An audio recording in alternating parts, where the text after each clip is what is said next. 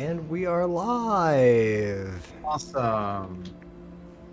Hello. Welcome back to Thrayne, an ongoing D&D campaign set in the homebrew world of Thrayne, where our party has experienced some interesting things here lately as they ventured into the war-torn country of Losthren. Before we jump in, tune in this coming Saturday at 9 a.m. Eastern Standard Time for Breakfast and Dragons, DM'd by looking at the screen here, up here, our good friend Bill. Hey, actually pointed the right direction on the screen. Awesome. I never get that right. Small victories. Yes. Mm-hmm. Very wee ones. Does anybody have any other announcements that I am forgetting at the moment? Not at the moment. Life Awesome. is busy enough without additional stream things at the moment. So Yeah. Yes, indeed. just playing some games.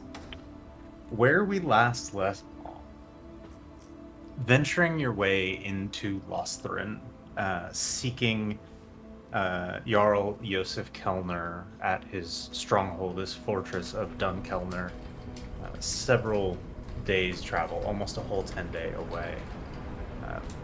On your journey away from Lemon Farm Ferry, after spending a relaxing and somewhat rejuvenating evening there, the road was pretty calm, pretty relaxed as you ventured along. Eventually, though, seeking shelter from a storm, you found your way into a small copse of trees that contained a ruined village. A curse and undead presence revealed itself after a short and somewhat traumatic battle. You found your way to lifting the curse by putting a younger adult to rest, someone who had been hung by a nobleman and his guards. Hung on a tree in the town square, in the village square. Clearly, none of them made it out alive. Rumors of witches and devils and pacts have been flying around Losthren for years. Reese being from here, Mist and Jubei, having traveled through this region briefly, have heard about this before. But this is your first experience coming face to face with the reality that sometimes that can cause. But to be honest, Jubei was mostly sleeping in the back of the wagon. Well, on the back of a horse, anyway. I have never known a good time to travel through Lost. Me neither. The bodies laid to rest, or burned, depending on whether they were innocents or otherwise. And venturing away from the small village, you eventually found a comfortable place to rest and spent a night unassailed. A long rest has passed, and the day, my friends, is yours. The storm has broken, the skies are clear and blue and beautiful again. Quick bit of bookkeeping. This would be the morning of the 23rd of Feast. Okay. Yeah. You are right about halfway through your journey to Dunkellner. And you all remember a map that you had access to in a quick gander at the Lemon Farm Ferry.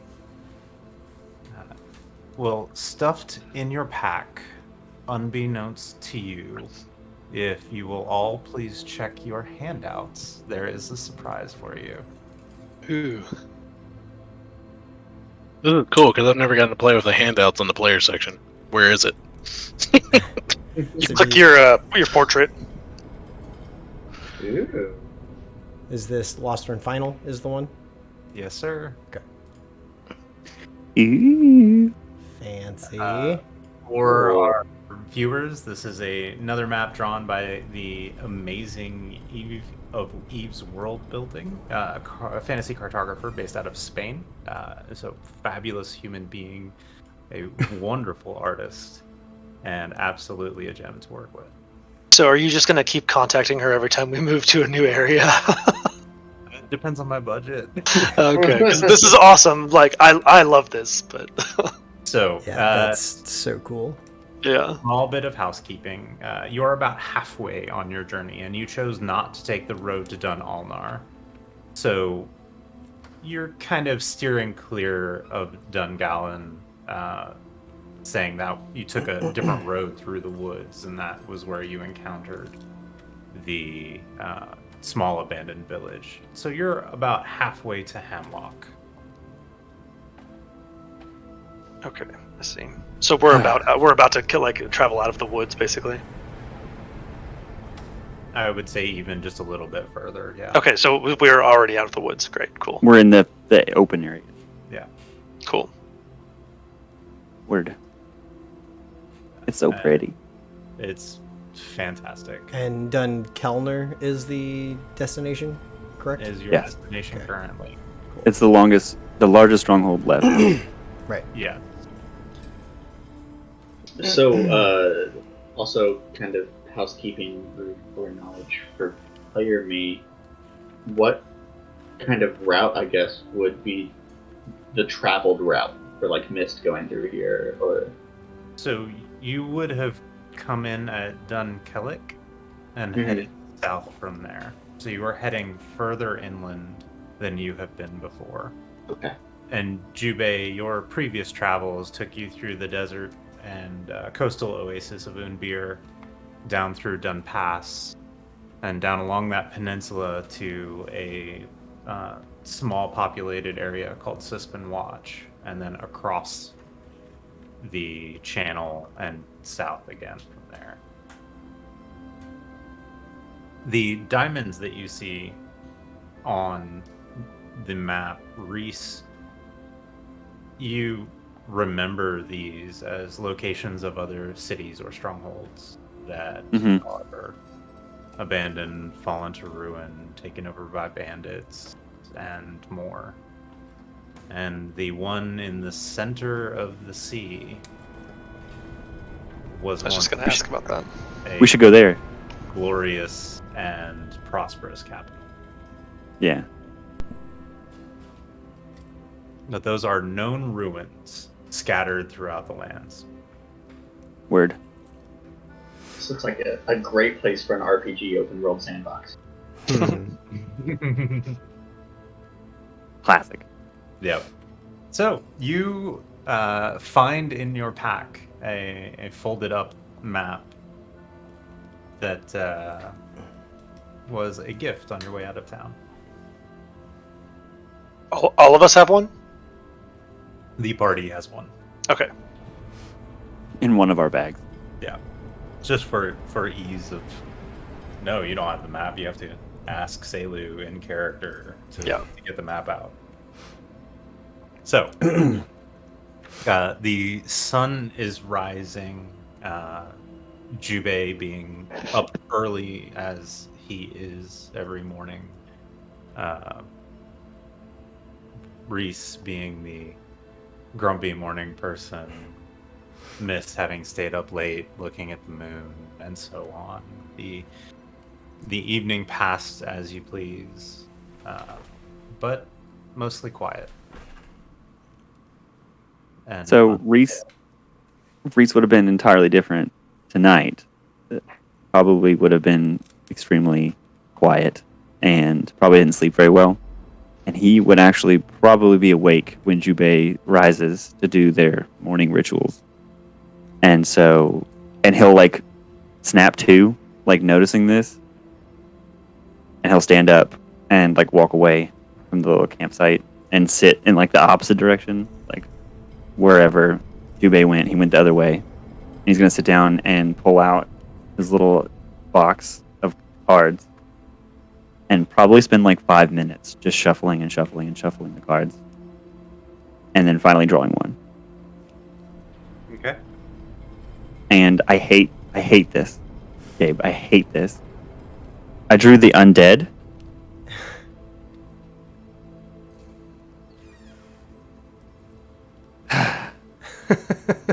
And he probably stares at it for a moment and like angrily slams it back into the deck, wraps the deck back up into his little bag and puts it in his bag and like kind of like childlike pouts for a moment. Roll a just a percentile for me. Roll a d100. I can do that. I shit you not, 100. Damn. Okay, we're starting strong. I shit you not. So Let me take a picture. That's wild. as you do so, in your own words, slamming the card down, you slip. And your cards go scattering out on the ground in front of you. Oh, I get pissed. Start rubbing through the mud. I'm probably like taking delicate time, like deep breath, like clean each card, set it Well, down. Laying out before you, Oh no. okay. Laying out before you is once again undead.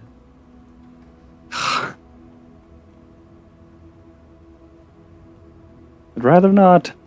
The monstrosity Oh. and the mystic. Okay. And as you look at them for a moment, the frustration there, the tension of the moment, the experiences of late. And you find yourself with a sigh. And in a moment, your vision goes black. Oh, snap. A skull hangs on a cloud-capped mountain range.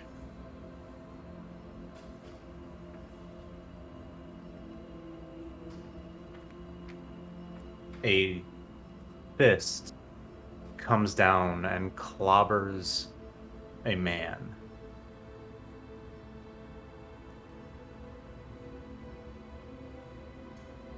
And a Dang. rising moon casts aside the clouds.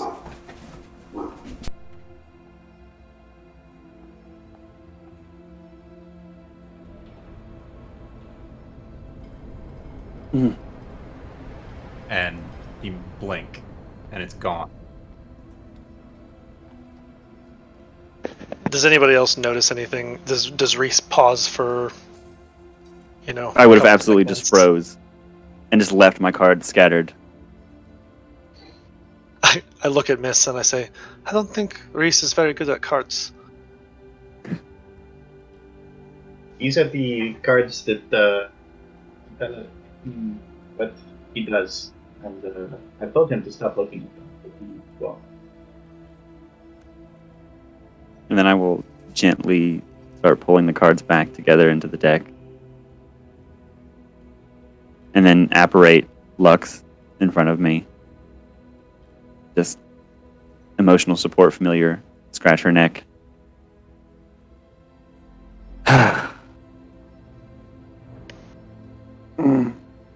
And then come back to the camp. Well, so, do you want to be on our way? Keep moving?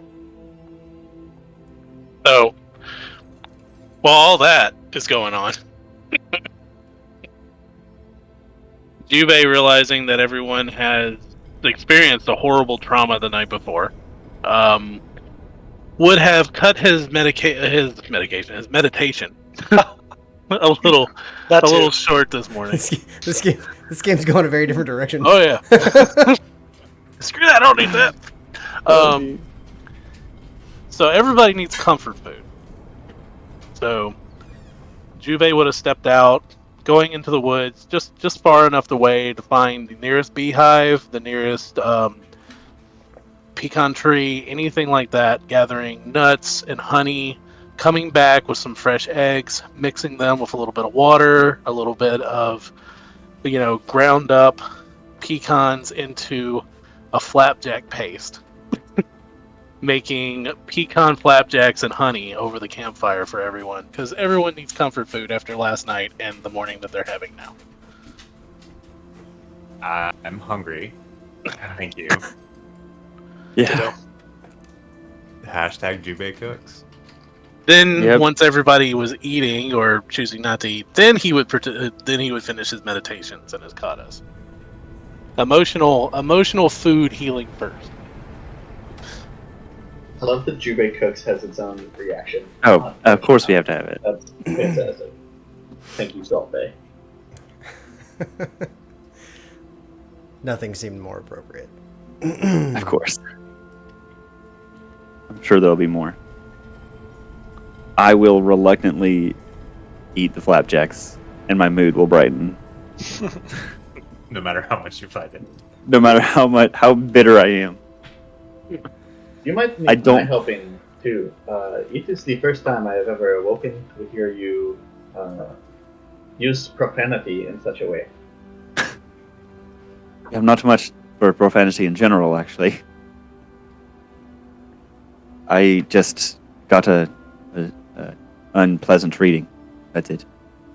If the cards told you to do something you did not want to do, you could just say no to them. It's not so much that they tell you what to do, it's more that you read them and they tell you about things that you might not know.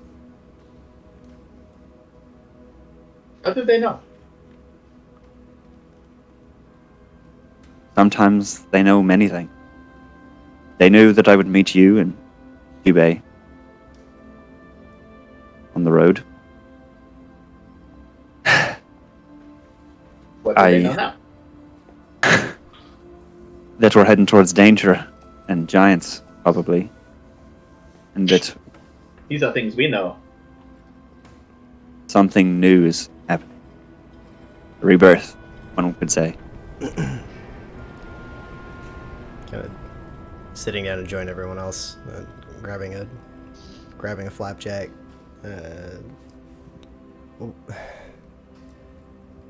We head on to more danger, but what we encountered before is that common here?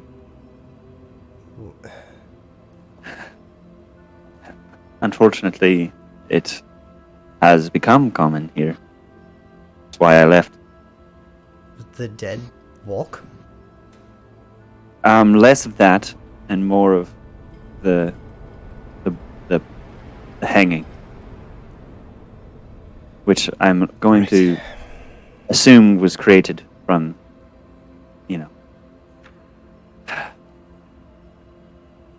it's a very good reason for the dead to walk. I'd be pretty angry. In fact, I am pretty angry. Unfortunately, those men that did this, they're already gone, so there's not much we can do to take care of them, or get retribution or vengeance. And You'd probably throw something in the fire. Sayla, you do remember Reese mentioning the coat of arms that was found on some of the guardsmen is a long, folded, and defunct house. Yeah.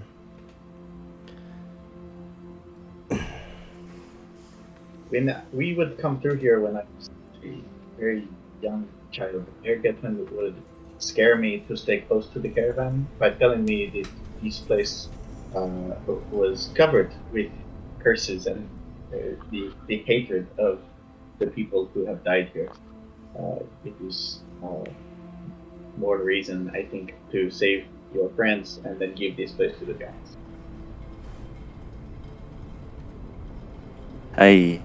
I'm not sure how I feel about anything right now.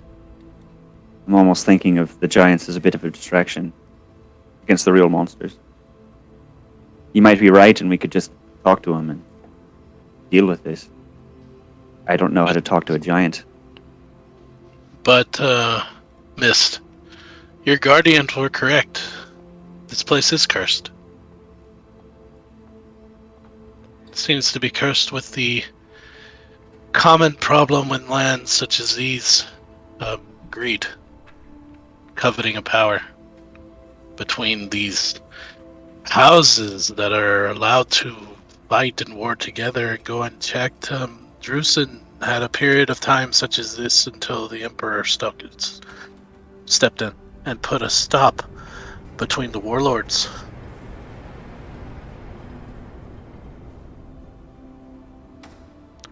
As long as someone holds power, there will be one that covets it. It's inevitable.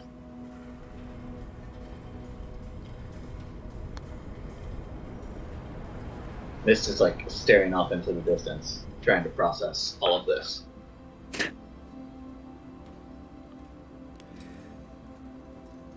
A stiff breeze cuts through your campsite, blowing some ash and billowing the smoke that is risen from Jubei's morning cooking out.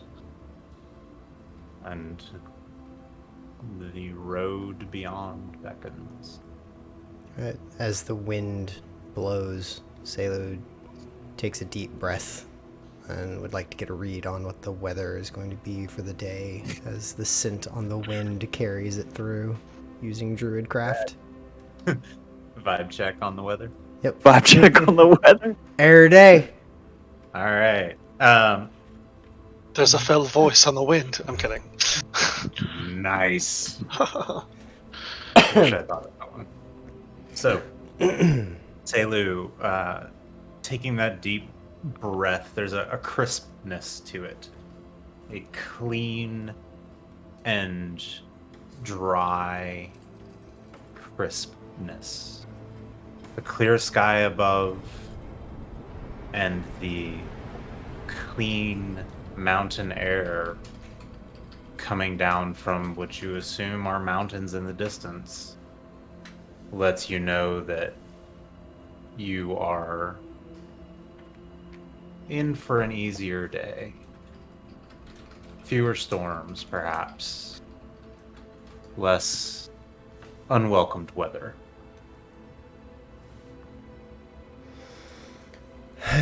Well, it's a big country and we can't fix everything all at once. But we can do what we can as we go. See what we can do. Agree. At least the weather should be nice today.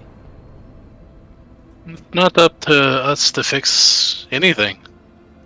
The only obligation we have in life is to make sure the world is just a little better when we go to bed than when we wake up. Then if we can prevent anything that we see that would be anything like that, gesturing back towards the woods, then it will be better. If we ever come across this when it happens, my blade will leave my sheath. I'm not sure you'll get much of a chance to use your blade if I'm there.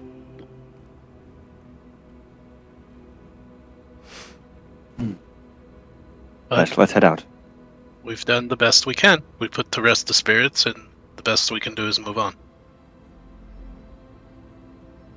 Agreed. Mist is almost excited hearing the two most peaceful people he's ever known talk about being incredibly violent. Yeah. So, Taking a moment, Selu quickly finishes their flapjack as everybody's getting super heated on this. Goes back, looks to see if there's anything more left. If there's anything more left, grabs the rest of them, just like holds them. Just goes about prepping the horses and whatnot, just continuing. It is not hot bean juice, but it does the trick. Those Virgo. Pretty damn good. Kai, is there anything you would like to accomplish this morning? No, I'm good. Okay. I'm So- gonna turn Lux into an owl and let her just range. Wonderful. So who would like to home this next leg of the journey? I'm happy to do it again. Okay. Yeah. Are Mist I'll and assist Juve them. still on the same horse? Yes, Yes. because I Classic. gave mine away. You have no option now. Sweet. Juve looks back and says, "If you get scared, hold me tighter." And Hi. Yes. Tell me how you are going to lead the group today so we can choose which skill will work best. Oh, okay. Which skill? I was gonna say I'm probably very anxious to get away from, the forest and the scene that we witnessed last night. So quickly, using my survival instincts, this is more of like a plains type deal. So I imagine I'm very comfortable here. Let's go ahead and roll it for me. Okay. The getting out of the dense forest, and it's not quite as open as the Hrodran Plains as your homeland, but Right, but a little It- more familiar. yeah, far more comfortable for someone born in the great open. Roll was not that great. It's a 13 total. Okay. So, who would like to roll a d8 for me? Well, 3. All right.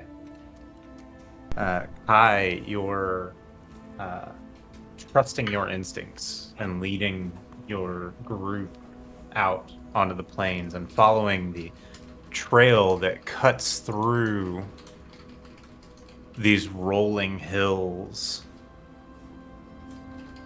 The day is fairly uneventful. You see some game, you pass there's a farm in the distance at one point, but nothing of note occurs. It is a clear, beautiful, open sky and an easy day of travel. You are, in fact, able to make up time Excellent. that you lost Yes. in the storm. That storm, yeah.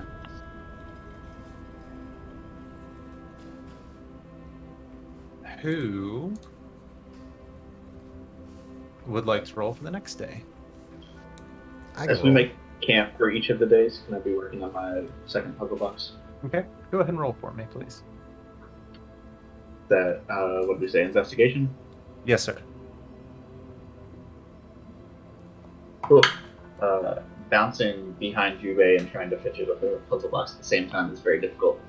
That is an 8. Okay. You're not making any headway. Nothing's moving. You've tried every block in the Jenga tower. Nothing's moving. I hate when that happens. Perhaps we need to lay off some of the Juve snacks so that I could reach around you a little easier next time. back in with my tail. Sorry, fly. I catch your tail with my own tail. We'll have a Tail tail fight. off. As this red scaled hairy tail just smacks you. You had a fly in your cheek.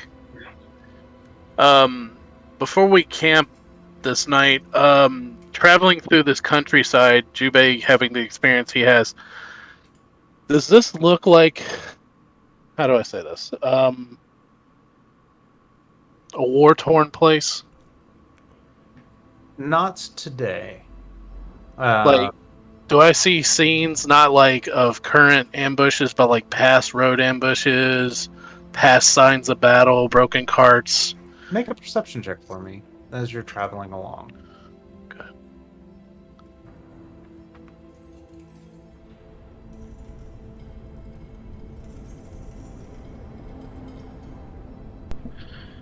There. Pull up my skills. Thank you. Hey, it's a +3.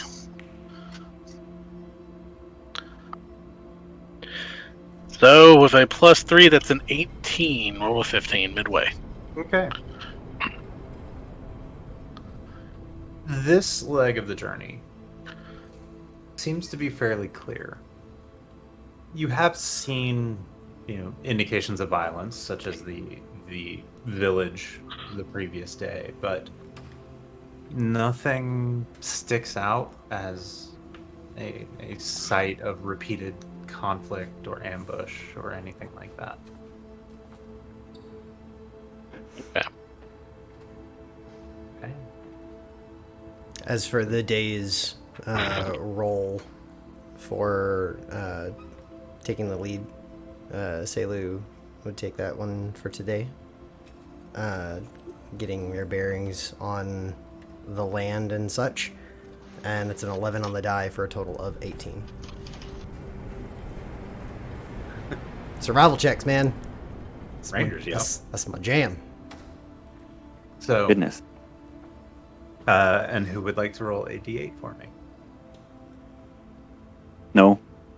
I mean, I'll roll that too if y'all want me to. Sure. I got it. I got it. All right, that's an 8. Okay. Oh, I don't want to be responsible for summoning a Trask, so I will not exactly. So, Selu, kind of ranging ahead occasionally, as you are wont to do, you notice the road kind of branches and grows at a certain point. You're getting into more traveled paths as you continue north towards Homestead and then Dunkelner, respectively. You do, in the distance, see a pair of wagons coming towards your group on the road.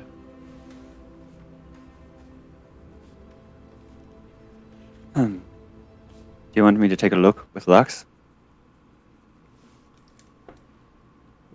If you can do that, it would probably I'm be gonna look at luck. a better bit than I can do from here. Will you please look ahead for us this time? I'm asking you kindly. It's probably like a low whistle. And then she will fly off. All right.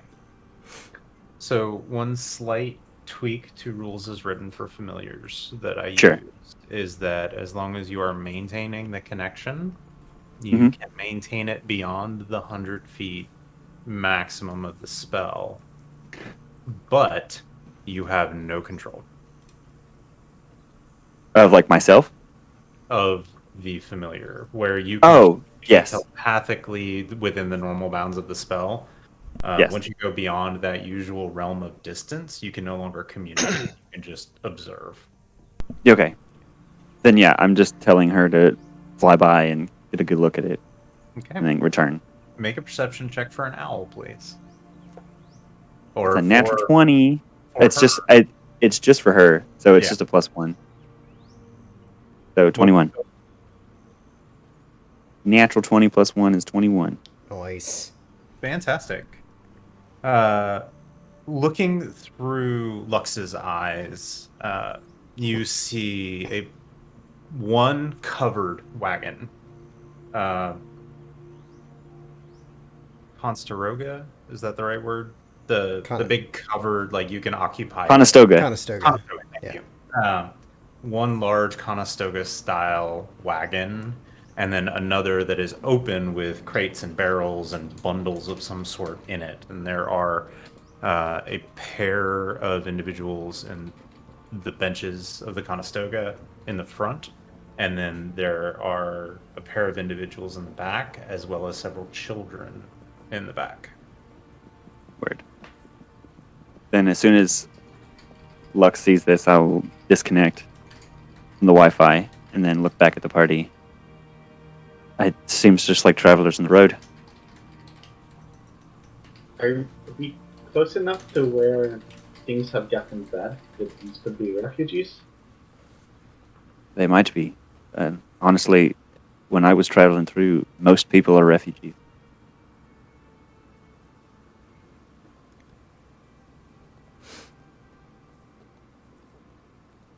I would just assume. I don't see any armed people or anything like that.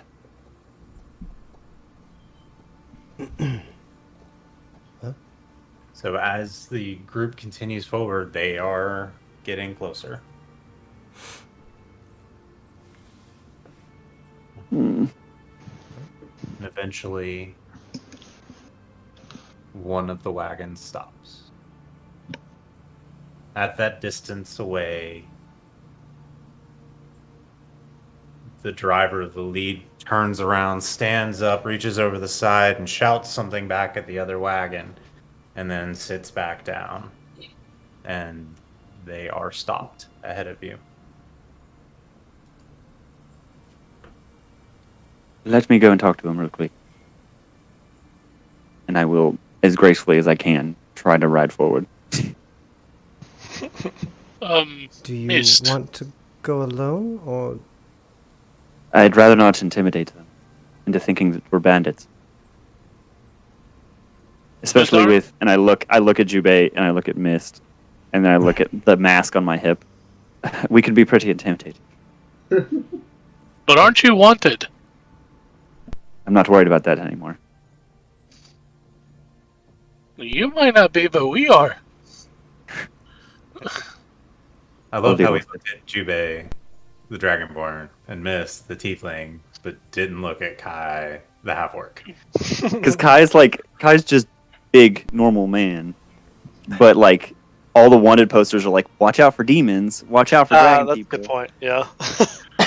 Maybe Kai's a big normal man. You're a big sexy man. Okay. Yeah, I mean, Thank you. definitely. Very I know. attractive. I know this is your home, but maybe Selu should go.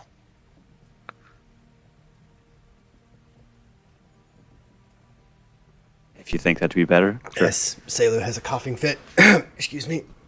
The longer we stand here and wait, the more suspicious they are getting today. I would agree. Selu's working on it. Well, I mean, If I'm you kind of just partial. if you just wish to see what they mean, I can speak with them. I just figured it'd be better if one of us rode forward. I would agree, but not you. You have a tendency to be wanted, and for some people that are in desperate need, you are a payday. Whether you're Correct. a good man or not. This is what Jubei was talking about when he said, "Greed is the curse of the land." I get it. You're learning.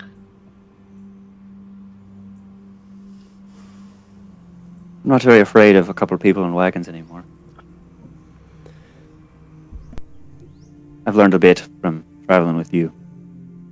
And that's fine, but the thing about a sword, or powers, as you have, they're best if they're not used.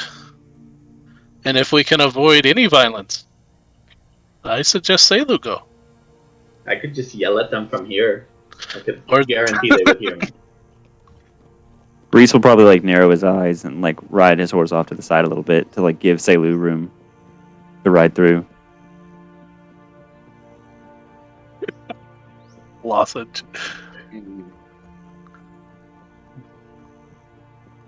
I know Sailor's Fine. voice is hoarse after eating those flapjacks so fast. That's what I get.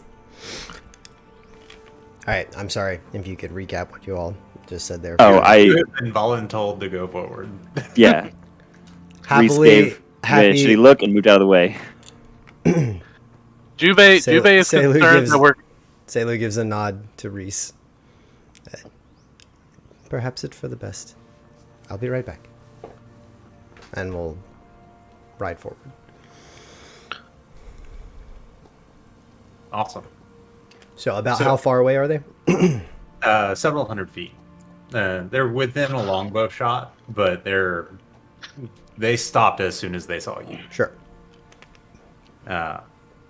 And riding closer, you see both of the individuals in the front, at the front of the Conestoga wagon, have their hands underneath a blanket, have their right hand or left hand, depending, underneath a blanket.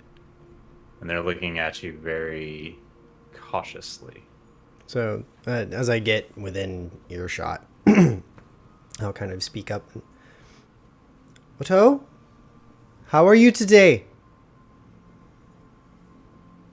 Or fine. You?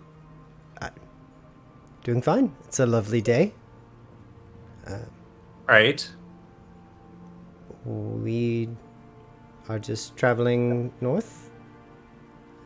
Anything of interest that you went past on the way here? They look at each other, and then one of them ducks back, ducks their head through the tarping on the back. You can hear muffled voices in the distance. And you're not from around here, are you? No, I'm afraid I'm from a good bit away. They look back at each other and speak in hushed tones again.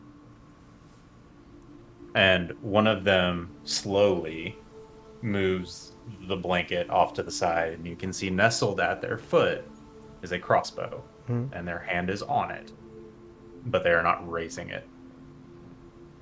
Well, Selu will go forward a little, like kind of kick the horse just a smidge to continue heading forward, but we'll... All right, that's close enough. I just didn't want to be yelling. I'll leave them here, so I'm not doing anything, I promise. All right. Just curious how the road north is.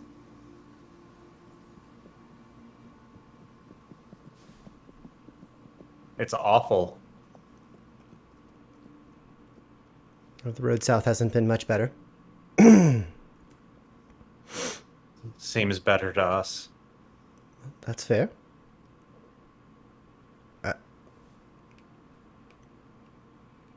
None of us mean any of you harm. We're just on our way. You hear some muffled shouting from the wagon.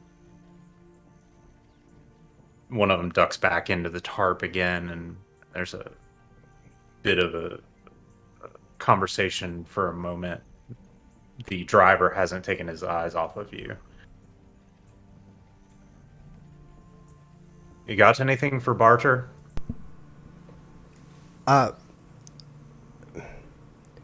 Not much me personally, but my friends might, but I'm not. Hopping out of the back of the covered wagon is a woman in a long dress and an apron. You got any food? Both the men in the front of the wagon look real sheepish and suddenly like, get back in the wagon. Well, I'm not sure just how well stocked we are, but I can tell you that one of us is a fine cook. What time of day is it right now? Mid-afternoon. The woman continues forward past the men despite their objections and walks closer, and you see a dirty-faced, weather and trail-worn older woman. Not grayed, but definitely seen more than a few winters herself. Long brown hair, simple, unremarkable brown eyes. The apron and dress she's wearing are rough spun, as are the shoes that she's wearing. Right. Now that they're out of the picture, you got any food? We could probably scramble something together.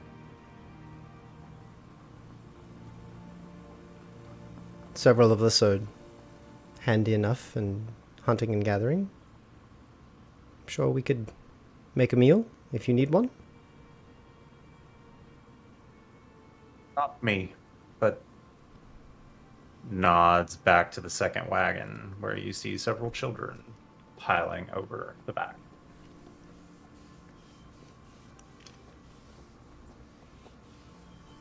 I think we can work something out.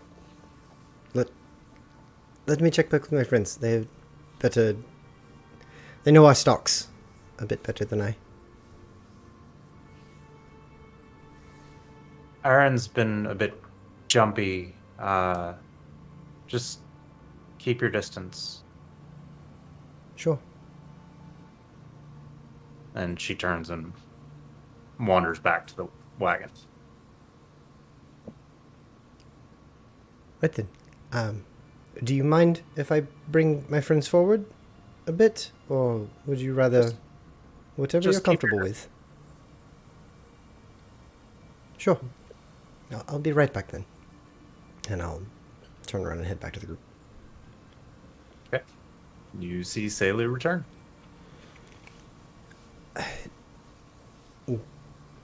They seem harmless enough heading south. See, missed. I told you they'd live. They do, however, seem to be in need of food. They have some children with them. I wasn't sure what our stocks were like. I'm usually very well provisioned, but we have been on the road for a better part of a week. I have a couple of days rations left I could give them, but it's not much. I mean, given a little time, I can hunt and gather in the area.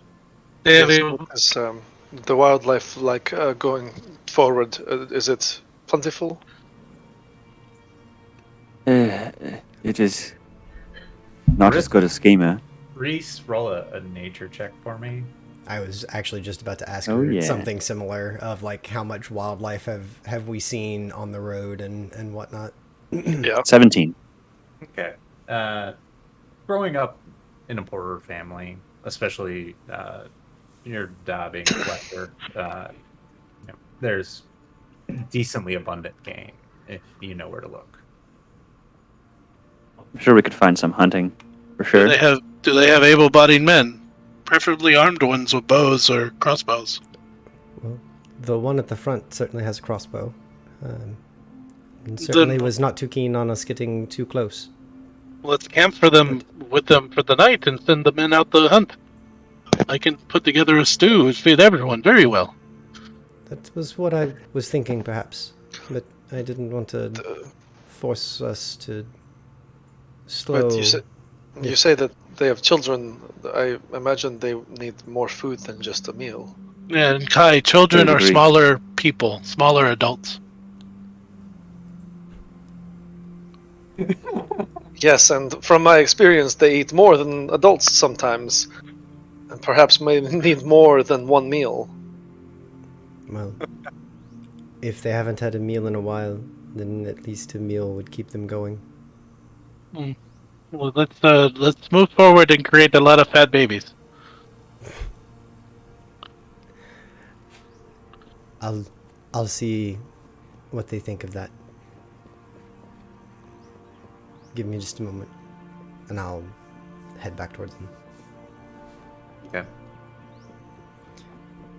As you begin to approach the wagon team again, the woman who is standing there, arm up on one of the horses, chatting with the man who she mentioned was named Aaron, looks over her shoulder and sees you coming, turns back, and comes out to speak with you.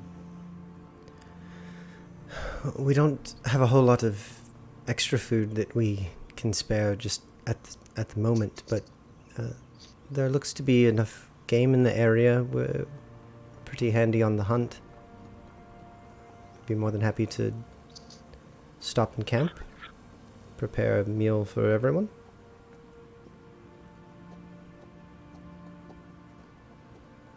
There'll be plenty.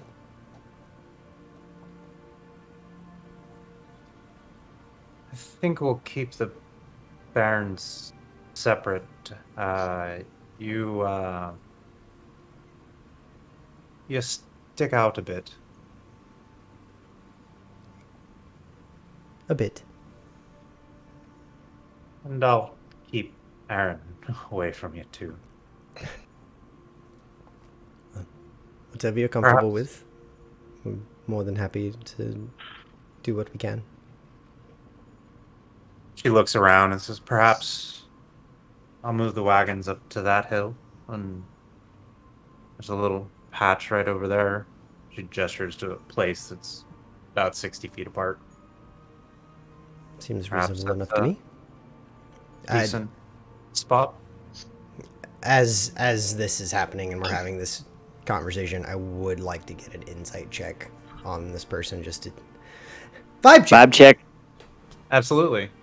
Are they really Right. her kids? Vibe check number 2 for the game. It's a hag coven. Reese That's does rope. want to Reese does want to keep an eye out around them while they're sitting here waiting, just to Okay. watch for.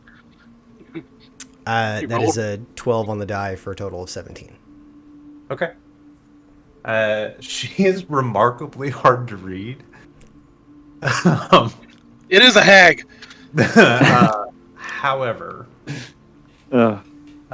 she's been very direct, and she seems to know how to keep Aaron in line, just Sure. based off the brief interaction you've had. And they need Jubei to fatten up the kids so they make better meat pies. And she did say that she wasn't interested in food for her Right. or for the men.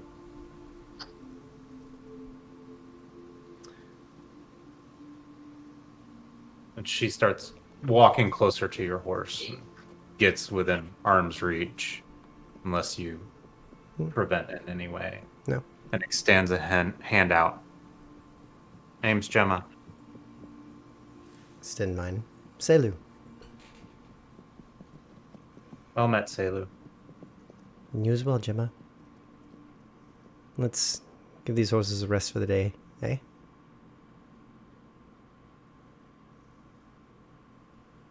Without a word, she nods, turns around, and starts yelling at the men, directing them up the hill, yells at one of the kids who hops out of the wagon, scoops them up and damn near throws them back in the wagon.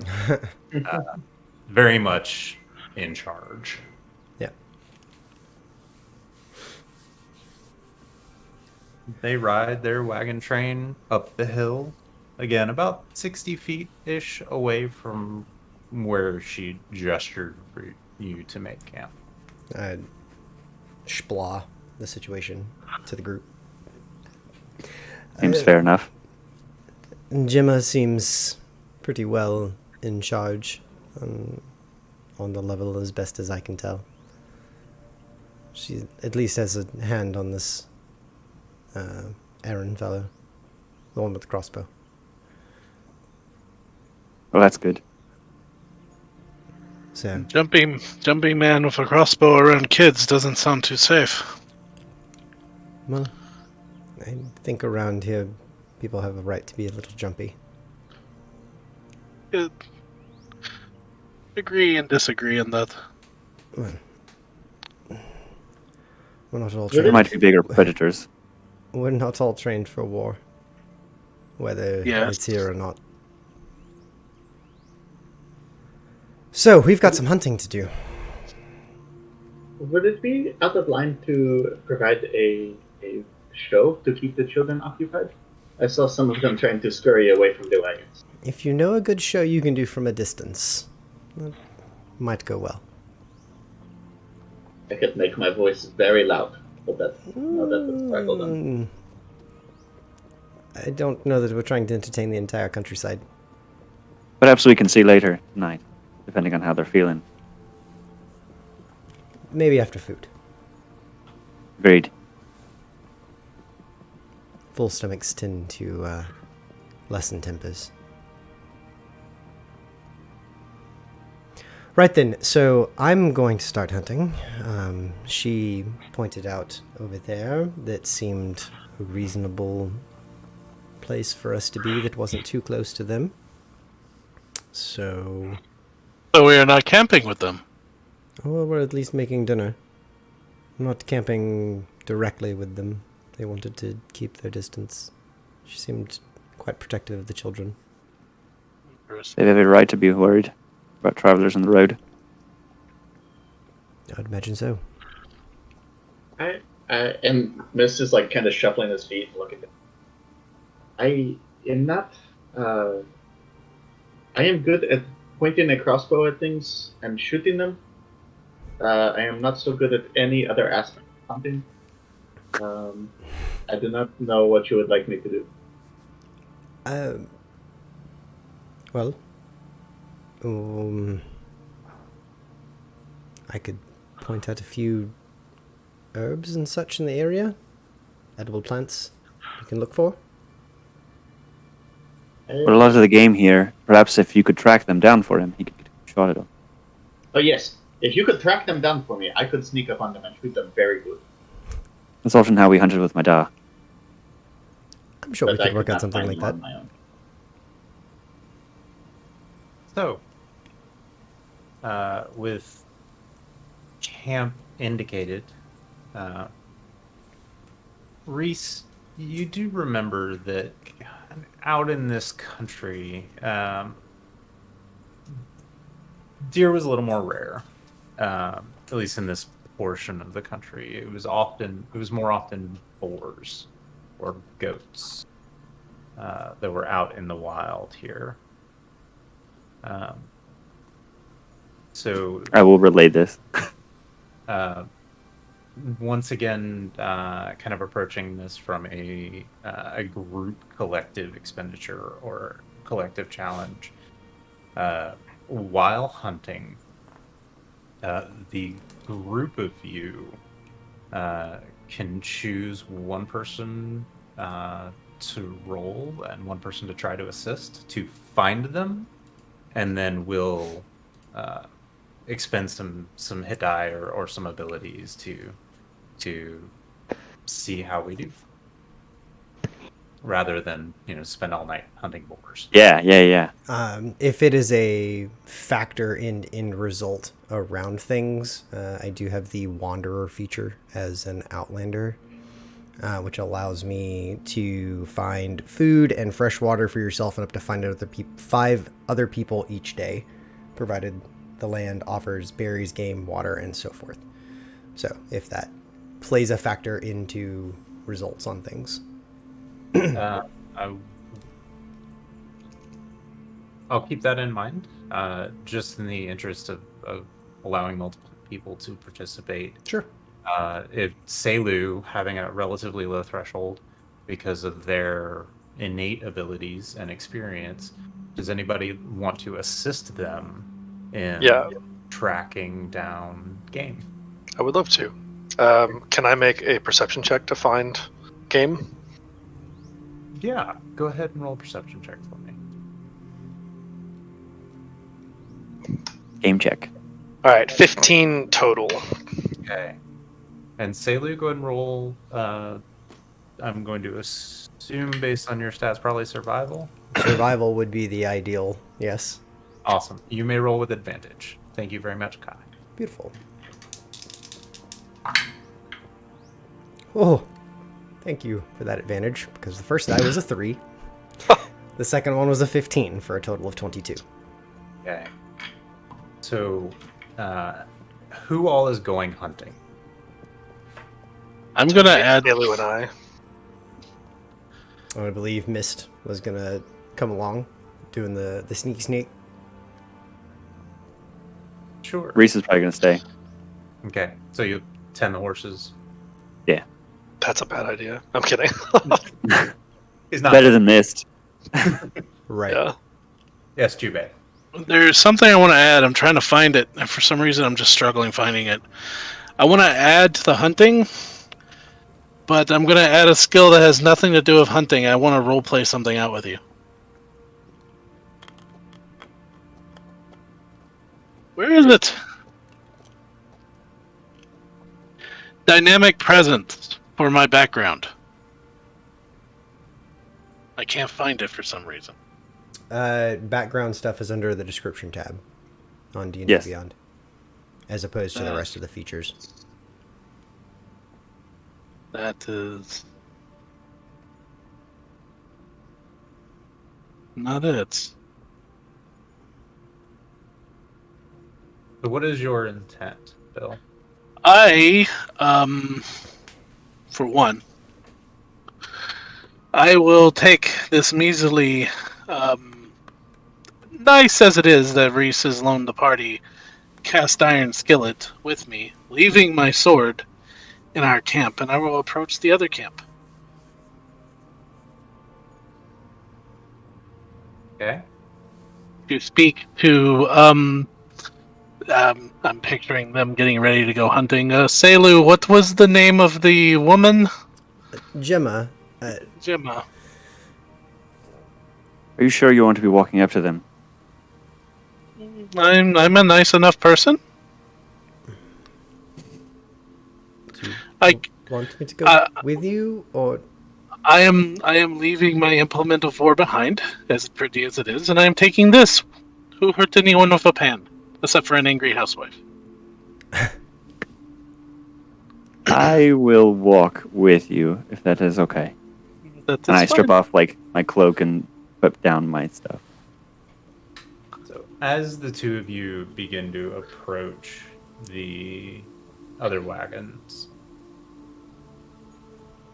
one of the men, the driver of the lead wagon, who has been pointed out to be Aaron, rounds the corner of the wagon, looks up and sees you, and then reaches back in the wagon and grabs his crossbow and just stands there with it at the ready. That's close enough. Oh, hello. I believe from the sight of you and your wooden friend there that your name is Aaron, correct? Aye. Hi, and I lift the pan up. I'm Jubei. I will be cooking for your camp this evening. I wish to talk to, and I look at Reese. What was the beautiful lady's name? I've actually forgot. But I would know. Gemma. Gemma. Gemma. Bill's forgetting too. Yeah. Yes, I would just speak with Gemma because all I have to work with is this pan, and I was hoping to have a pot or borrow one. All right. Wait there. You know, before you go, if you're interested, the men back here, the my party, they're getting to ready to go out and hunt some game. Why don't you could take your pointy friend there and put it to some good use? You know, I mean, I would hate for all of these men to go out and provide for your camp without you getting a chance to participate and show them your skill using an intimidation check Roll it. to get him to go with them to help them hunt. Interesting. That would be a 16 on the die with a +3 to intimidation. Okay. Nice. So a 19. The passive aggressive intimidation. Yeah. So passive aggressive. B. Aggressive. B. All right. Wait there.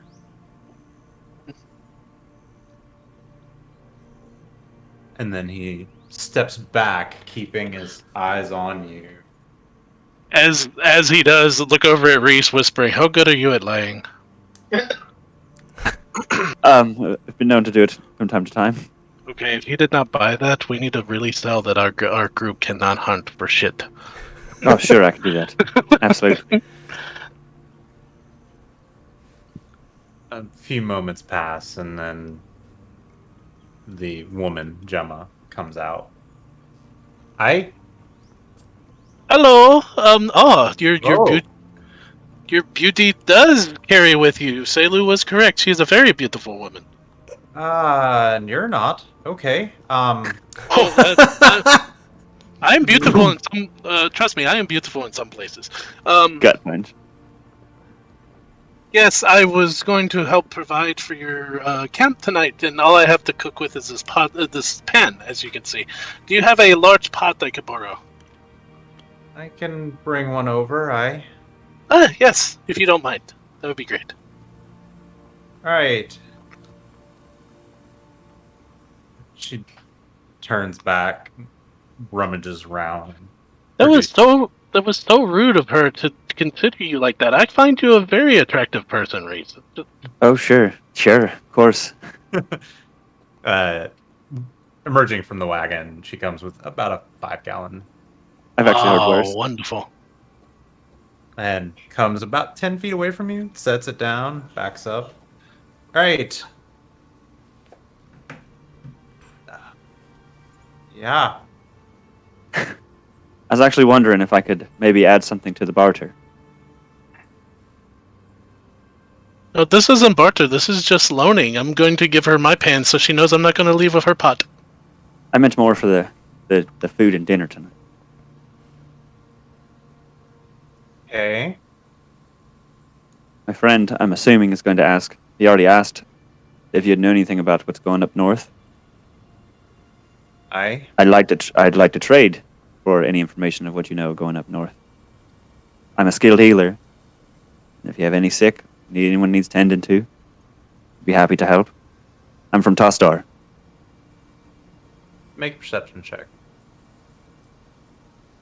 I am awful at those. 11. Okay. Jubei, you as well, please. What was that? Make a Oh, Oh, what? I'm sorry. 14. Sorry, what was that, Gabe? A perception check, please.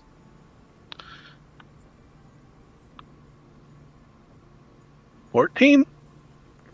I got a 14.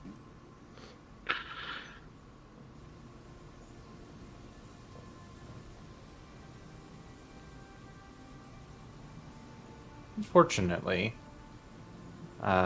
Gemma is pretty stone cold. Uh, keeps her reactions or impressions about her pretty solidly. We got no sick,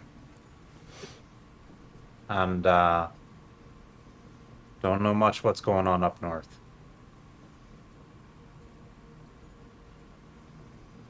That's fair enough. I wouldn't want to intrude upon you.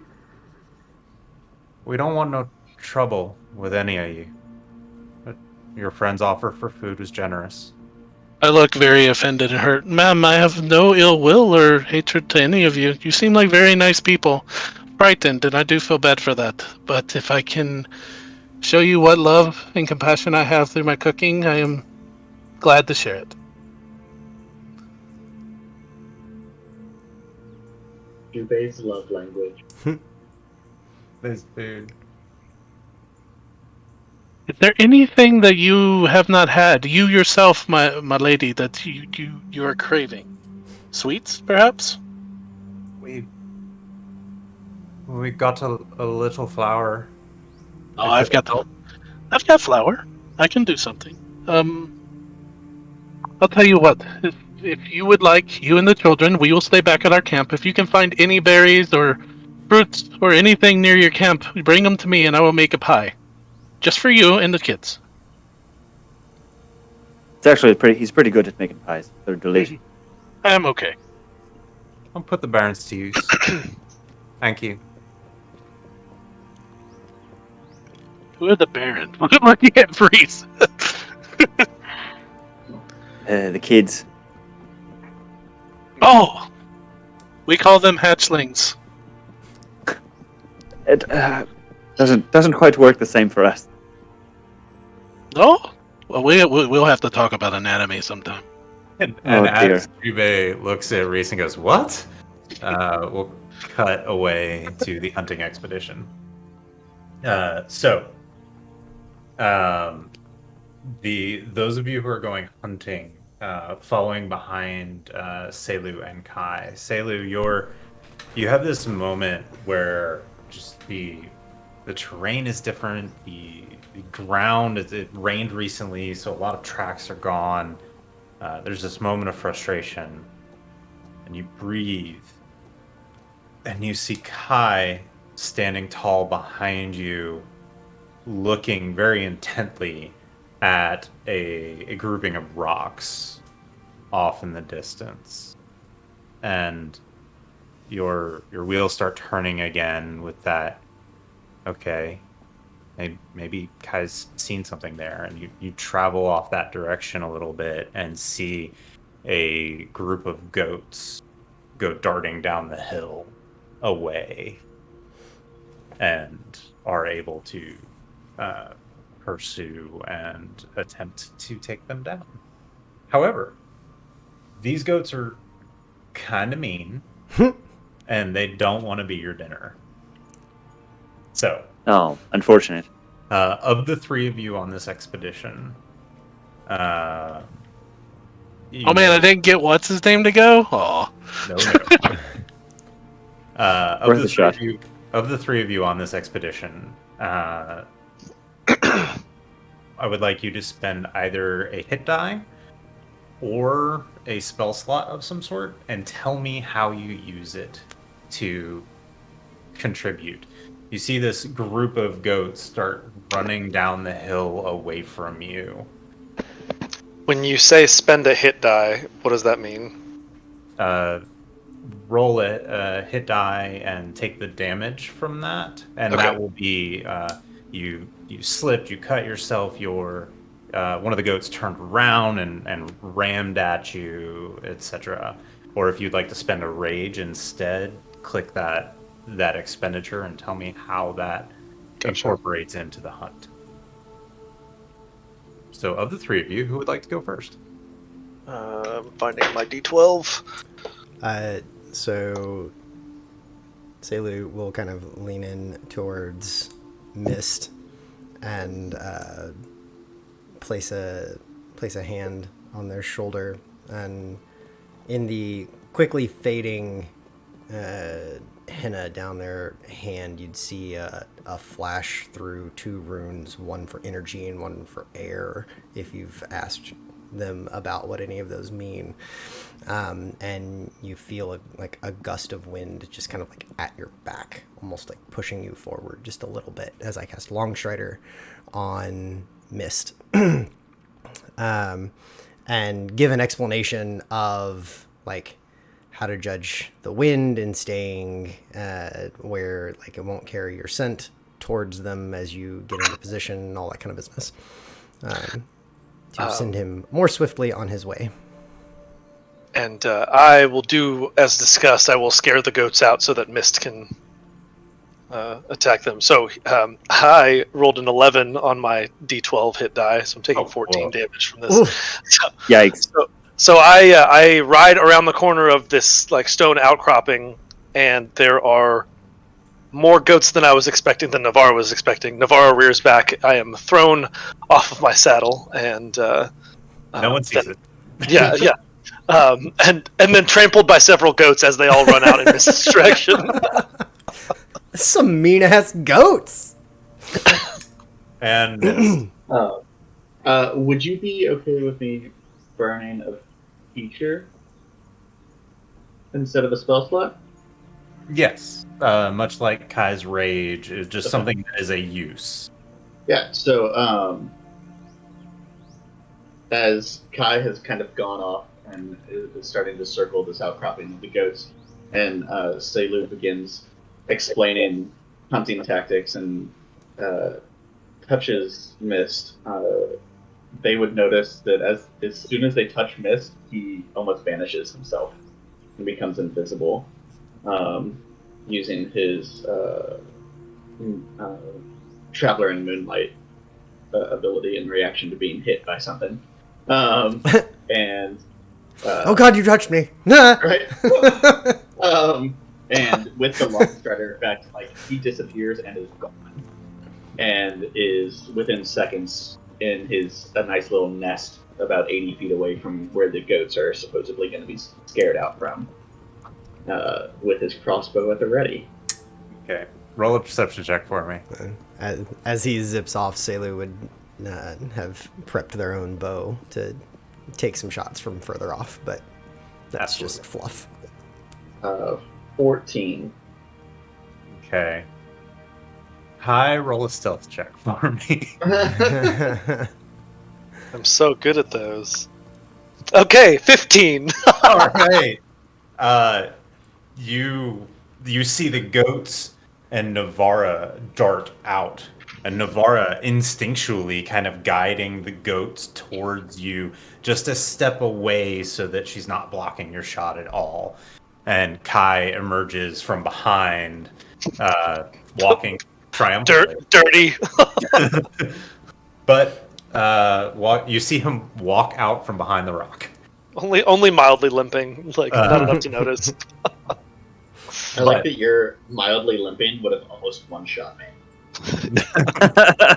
Yeah. So, your skill challenge, your hunting challenge here, you are able to bag several goats, as well as berries and nuts and locally available things. You're not going to find much in the way of fruit beyond berries, but some wild mushrooms, maybe some potatoes or truffles that are growing in the hills. And are able to gather these things and bring them back. After taking on a couple of the goats down, Mist would walk over to Kai. Don't worry, we got them for you. Kind of clap you on your shoulder. Oh yeah, there was a really big goat and he was angry, and so I tackled him. So he did not scare you. You will always be my hero. And claps you on the shoulder again and walks off. You swear you hear Navarra laughing.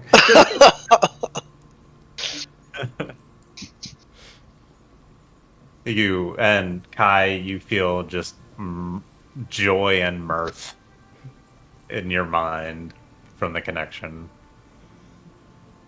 So She did it on purpose. Oh, absolutely. So Selu would after we bag what seems enough to feed everybody, and possibly maybe send a little extra along with them for the road, whatever would keep for short term anyway. Selu would make a point of breaking down, continuing kind of the lesson of hunting and use of things to break down how much this looks like it would be to feed X number of people, and what else we can do with the pelts and all that kind of business. Just general conversation around it, as Mist seemed interested in learning about hunting and such. So trying to convey the use of everything in the process, not just gaining the meal. You mean when I have to clean it, I have to do what with it? No, I don't want to do this anymore. Sorry, go ahead. And then the camera cuts back. With the hunting party returned, Gemma actually comes down the hill to the campground at about the same time with a basket full of berries and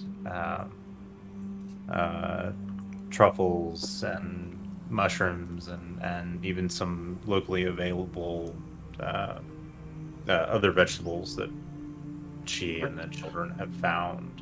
Reese, did you stay behind with Jubei? Yeah. So she would walk up and the party would walk up with a conversation. No, it's really, Reese, it's the most heartbreaking thing in the world. It's you take a lobster and you put it in boiling and it screams. But It's wait, the what first- is the lobster the one with 8 legs like a spider? It's I believe some more learned individual than me called it an Does it climb on arachnid. walls? It has big claws. And yeah, you put it in the pot and it's like, it's horrible. It breaks your heart, but they're so delicious. Horrifying. Reese will never visit Drusen Land. No. Never. So, Oh. I got these. Gemma sets down a basket full, and additionally in the basket there's a small wooden bowl with a smattering of various dried herbs that she had on hand. I let her politely take her steps back, and I'll take the bowl and bow very graciously. Thank you very much, lovely white lady. I will make you a pie you will never forget, I promise. Thank you. You can feel free to stay and talk. We will keep our distance if you want. I will promise you I will not talk of giants or war. I just want to talk of a beautiful thing. Respectful 6 While feet of Ju- separation. As while you Jubei is talking, Lux is sneaking up to the basket in as a fox, like just trying to get really close to the berries And without Jubei noticing. And I'll just take the basket and beep him on the nose. there's a pause, a very awkward, like where you think Gemma's pondering it, and then without a word, she turns and heads back up the hill. I think you almost had her that time. Not quite. The battle I will win. I'm sure the food will help. That is my secret weapon. I can safely say that it saved my life. For such a paranoid group, though, they're letting strangers cook for them. This is very strange.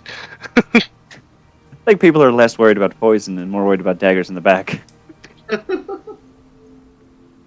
People are very straightforward in Lost Run. Don't get a lot of poison. With the amount of nobles, there's definitely two cultures. We have food testers in Jerusalem for a reason. Has I- Mist come back when you're talking about Food tester? Oh yeah, we got poisoning? now. Yeah, as soon as you talk about like we don't get many poisoners, Mist is like shuffling his feet and looking awkward again. Okay. Don't mind me with all my mushrooms. My petrifying venom in my Yeah. damp rooms. Oh, jeez. Did you say we have plenty of rations for a while? I've got about 4 days left in my bag. Good. Whatever we don't cook tonight, I would like for them to take with them. I agree. Seems pretty easy for us to find something on the road.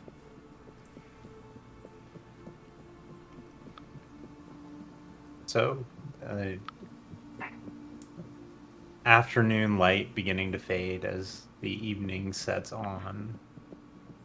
A delicious meal, I have no doubt, is made by Jubei.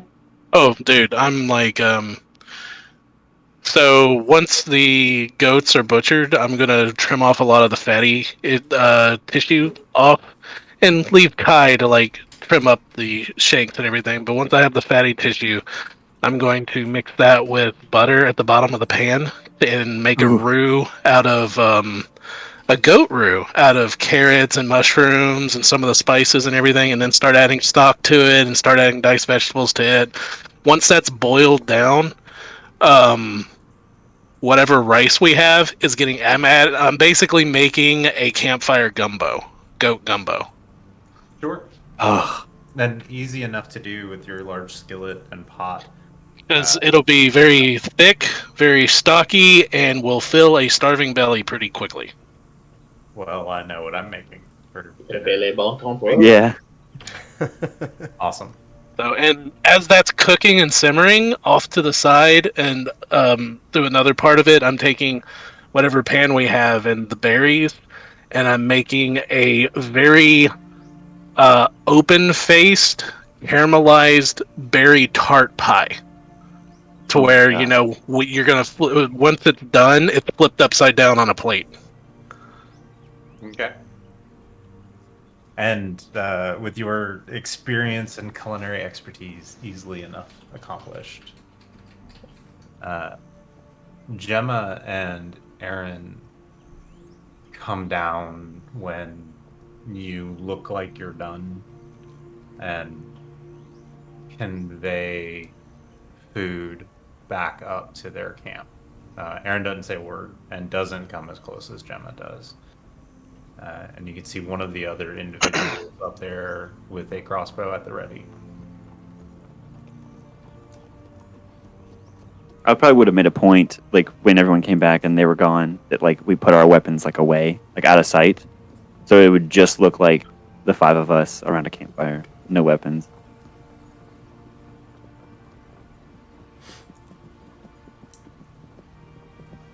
A bit more time passes and the sun has set. Your campfire is warm and there's an odd sense of isolation, with this other camp being so nearby and leaning into your generosity, but not coming close.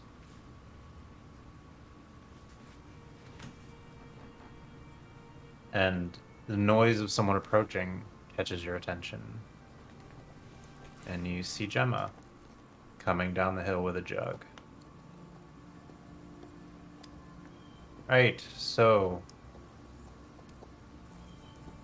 thank you.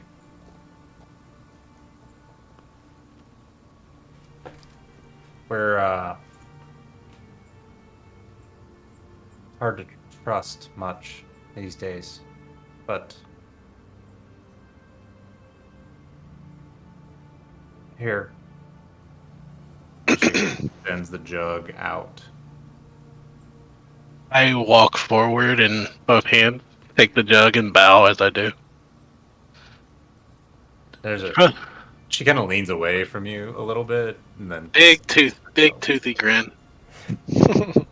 Right, where are you from? Far away. Right. Never. You're like a monster from a kid's story. That is the nicest thing I've been called, and I will gladly wear that moniker for the rest of my life.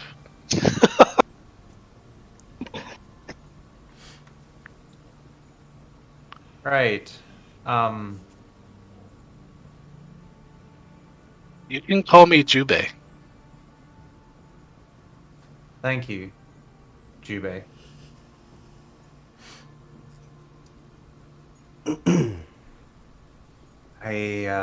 Take a sniff of the jug. Did you say sniff or nip? Sniff. It's strong. Like compared to Good shot.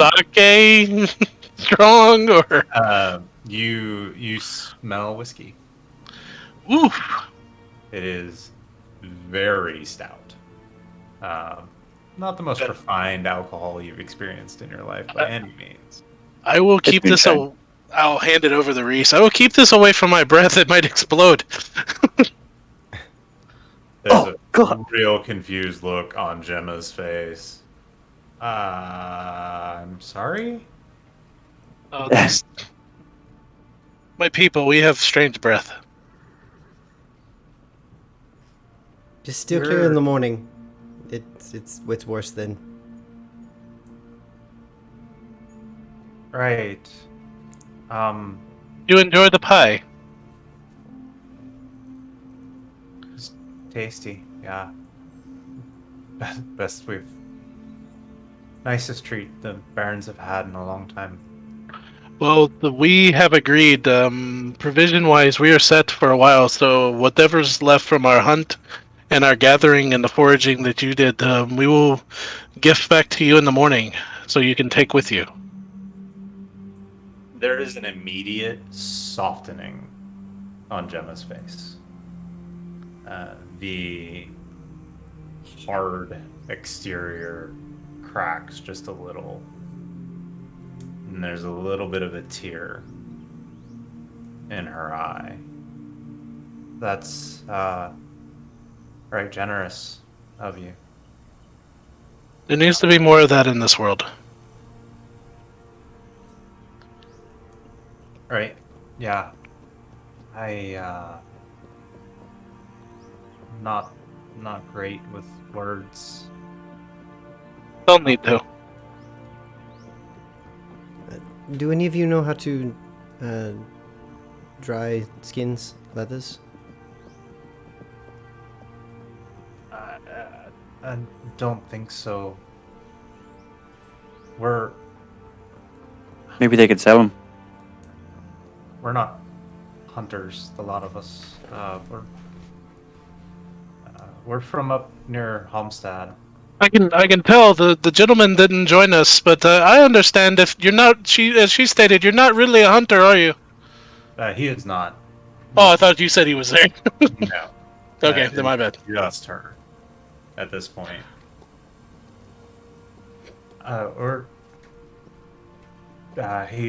Aaron's a miller, and I'm a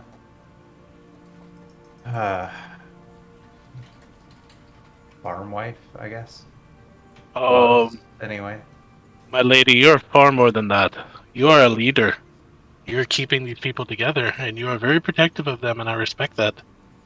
You're more than just some farm wife. Well, we're gonna set up somewhere else for a while. Will you do one thing for me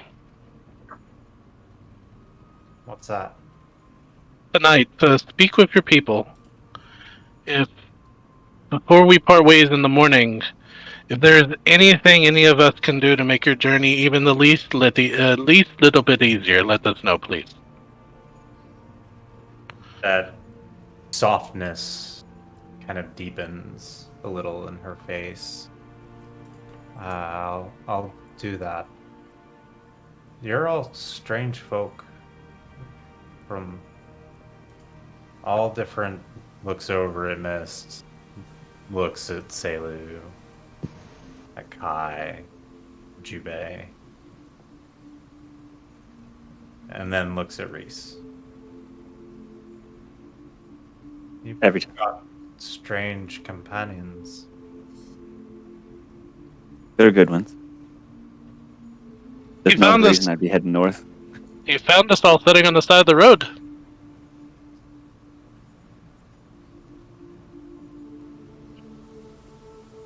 It's Just, not a lie. just have a care if you're heading north. Roads aren't very safe.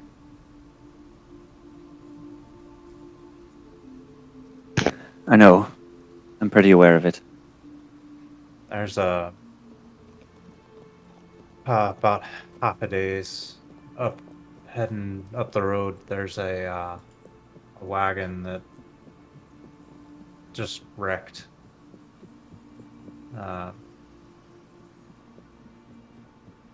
Blood everywhere. No sign of no body or no animal.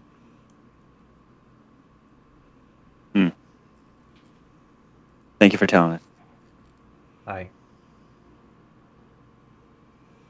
I'm gonna get some sleep. If any of the little ones are still awake, just for you don't need to hang out with us or nothing, but tell them to keep an eye out to the south at night. We saw these lights in Schema. Every once in a while you can see them. The little ones might like it. Not seeing no lights in the sky. Just trust me. Right. Be honest, when was the last time you had to look out for anything beautiful other than, looking out for danger? It could have been there a while. Mayhaps. I'll, Also, when you're heading south, head to the Lemon Farm Ferry. They know us, and they'll take care of you. And if you tell them that Reese sent you, then they'll be happy to help you on your way. Reese, eh? Hi. It's actually a very lovely community, and they might need some help. The war bands rode through there pretty hard and tore it up. It might be some honest work for people. They're good folk. We weren't necessarily thinking about going that far, but maybe. It's a hand safer, for sure. I'll talk to the lads. We'll see. Rest easy, yeah? Same to you. She stands and leaves. I As she will stands, wait. she Go ahead. reaches over to the jug in Jubei's hands and takes a swig out Oh, of it. and then hands it back, or Sailor rather. Reese. Yeah, Sailor. Whoever's got it, and then wanders off. As he goes away, I kind of clap my hands together. Well, I consider that a battle won. And walk back to the camp. Jubei victorious again. Ooh, well, I suppose you can celebrate with this. And as Selu like shakes their head after taking a little bit of a sip, and like hands it off, just. Whew. No, thank you. Breathing fire once a day is enough for me. Good. Okay. I will wait like 10 minutes. And then I'll sit down at the edge of our camp. And I will cast Silent Image in the air between the two camps as high as I can go. I think it's like 60 feet. Yeah. And I will replicate the lights. Just slowly fading in and dazzling. And Reese will probably keep it up for like 30 minutes. Roll an intelligence check for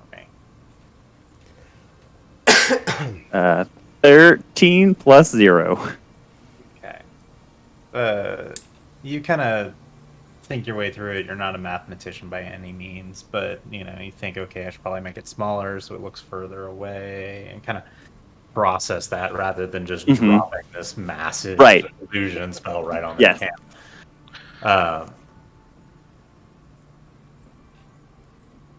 A moment passes of quiet,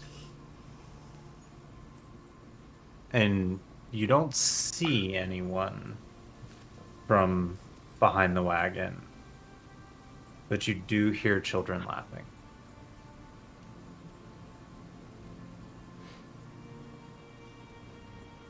And that, my friends, is where we're going to take a break.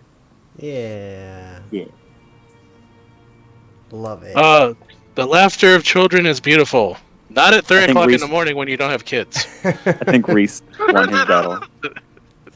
Yeah, if there's children's laughter in my house, something's very, very wrong. Very wrong.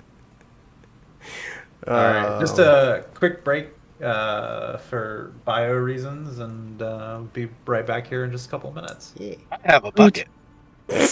Be right back, guys.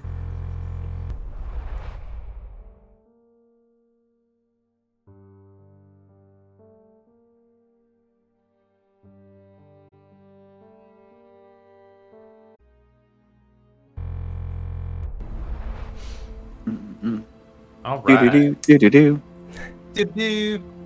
So We just get put on ESPN. It's that like fold over every time. Yeah, it does look like a basketball. So we should just do a basketball next time. It's fine. no, you do it to the same tune and same tune instead of did. It's D&D. Yeah. I'll work on that. Oh. The evening passes again uneventfully. The laughter of children helping you feel a sense of accomplishment and calm in this strange land. Over the course of your guards, you see some of the men walking a perimeter around their camp, and they'll kind of wander maybe a little closer to you, but if they see one of you out walking a perimeter for guard, they keep their distance. And apparently the laughter of children is inspiring to this, because I rolled a 15 plus 5 for my investigation puzzle. Awesome. Your days in the saddle have not been kind to you, and being able to sit with a warm meal and a warm belly from a little sip of whiskey and the sense of accomplishment and the lights that Reese has put in the sky kind of inspiring and comforting in their own way. And click, another piece moves. Yeah, boy. Henry, to be proud of you. And in the morning, If I may, just Sure. during their watch for the evening, as they always tend to take one of them, Sailor would find some sticks from nearby trees, things of that nature, and make a couple makeshift, just like T frames for the pelts, and wash and set them up next to the fire for the evening to then Sure. give to them along with the remaining food in the morning. Sure. And the morning does come. Relaxed evening, uneventful. The occasional rustle of wildlife off in the distance, but otherwise clear skies and bright, full stars. Did anyone add a jug of moonshine to their inventory? No, I did not. I will now. I was gonna say, if nobody else did, Selu will. So, I just want to make sure that's accounted for. as you Adding it now. as the sun comes up and you begin to rise, and Jubei doing his morning ritual, Selu having been up for a while, and this kind of repetitive, comforting routine you found yourself in as you have traveled together. The chaos of child wrangling cracks through the veneer, and you see that the train of wagons is already being hitched, and they are preparing to leave very early as Gemma comes down the hill once more. Yubei doesn't don his armor yet. Okay. He actually throws because normally you would see him put his armor on and the kimono over it. Yubei puts the kimono over with no armor.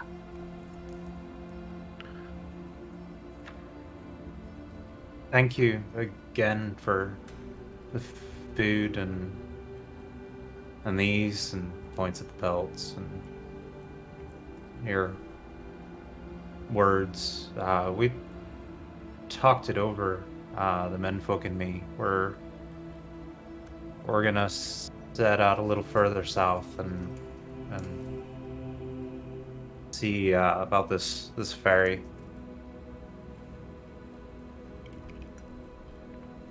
They're good Thank you people for the there. company. And thank you.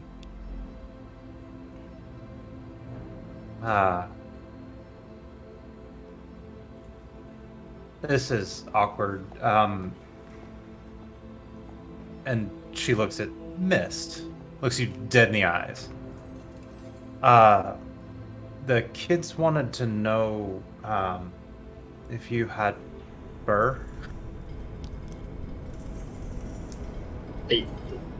I do.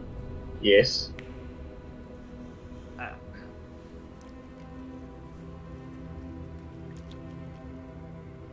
If you're offended, you don't have to. But one of the girls dared another one to come say hi. That you know how kids are. I would be honored. Oh. Right. Well, do you mind coming just a bit with me before we break camp? Oh, it would be my pleasure. Yes. Do you need me to bring anything? I can carry some of the extra food. Yes, I guess that would be helpful. I'll help as well. I can show you how to put the skins on the outside of your wagons so they keep drying. I don't. It's not hard. You can figure it out. Just hang them to the outside. Put this side to the sun. It'll dry. Keep longer that way. I appreciate it. not everybody's comfortable, even today. Sure. We understand. I don't think I'll be comfortable today either. It looks like it might be hot. Salo takes a sniff of the air. Is it? Is it gonna be hot? No. No, I think you'll be fine. As a matter of fact, you think it might get a little colder.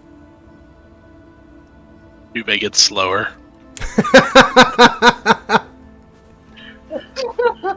Damn you, Oh cold no! So, He's warm-blooded. That's just an excuse to be lazy on cold days. walking back halfway up the hill, she gets you to set things down, and then, as politely as she can, asks for just Mist to stand there.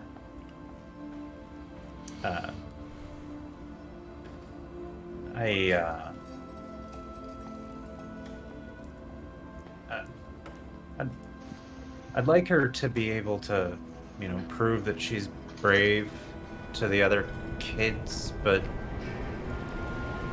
I don't want to scare her or give the other kids a reason to pick on her. So,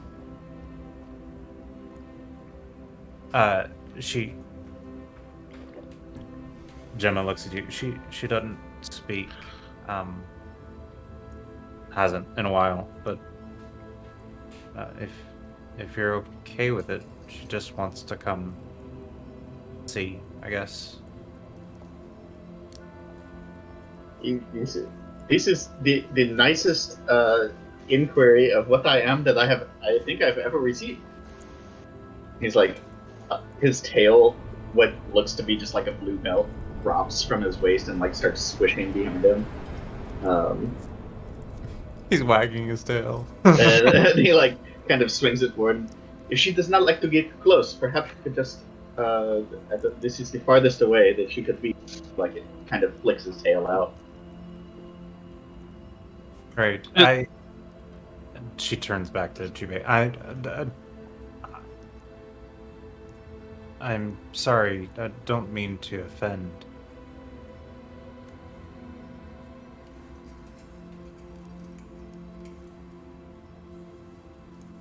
And she stands there awkwardly, waiting for you to go back down the hill.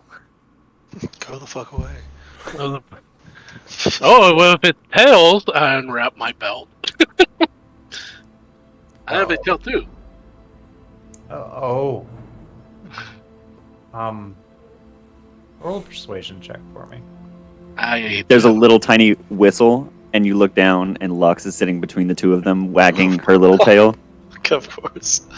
That is an 18 with a +3. So that is a 21. All A right. dirty 21. I'll dirty 21. Ugh. So dirty. I'll see if she'll still come.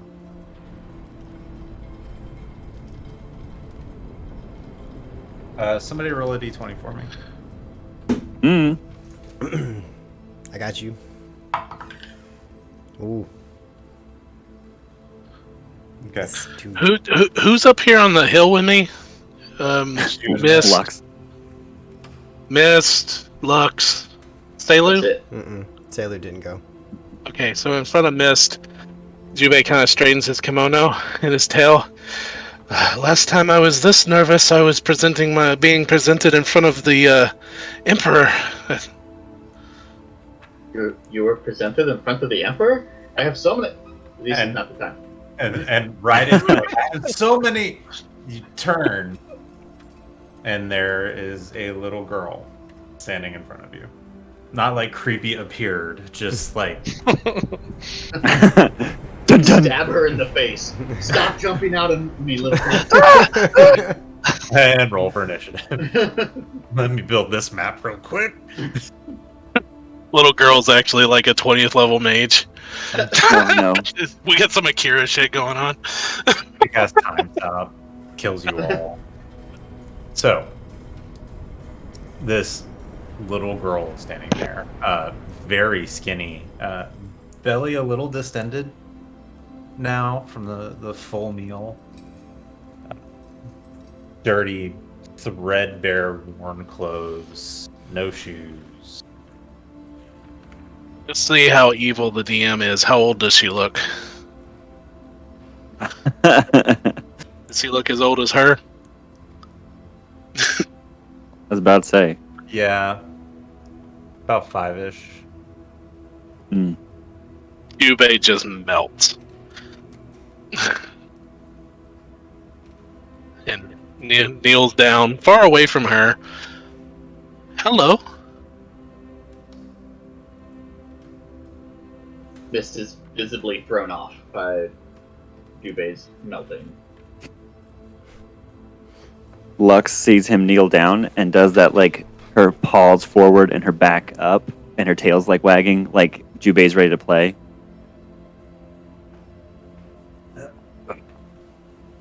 She stands there. Yeah. So Mist would go into like a full like court bow and introduce himself full honors. Hello, Miss. It is a pleasure to meet you. I am Service of for Free Knights, a Free Knight of Her Majesty's Kingdom of Iona. And like this big flourishing, and then the tail will kind of move forward and like limply hang, like offering a handshake in front of you.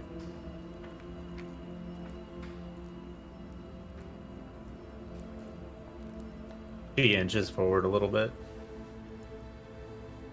And then looks down.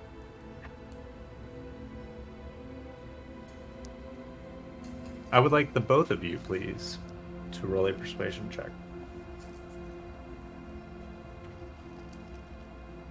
It's a tiny whistle. 14. That is a total of 22. Jesus. Oh, snap. 18 plus 4. Against a 5-year-old. Over the course of just a few moments, 5-year-olds can be mean. they can. Yeah. The hesitance, reticence, awkward, nervous fear that she is just radiating begins to melt. And the two of you are able to spend a minute, and she will come up and reaches out and touches your tail and kind of like feels that it's covered in fur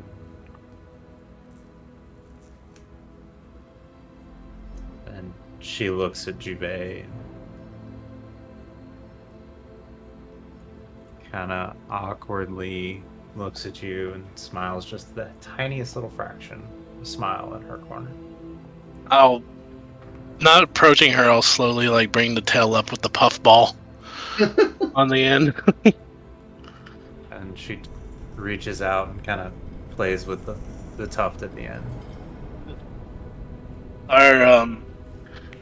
Our nosy little friend here beside us. His name is Lux. He's a fowl.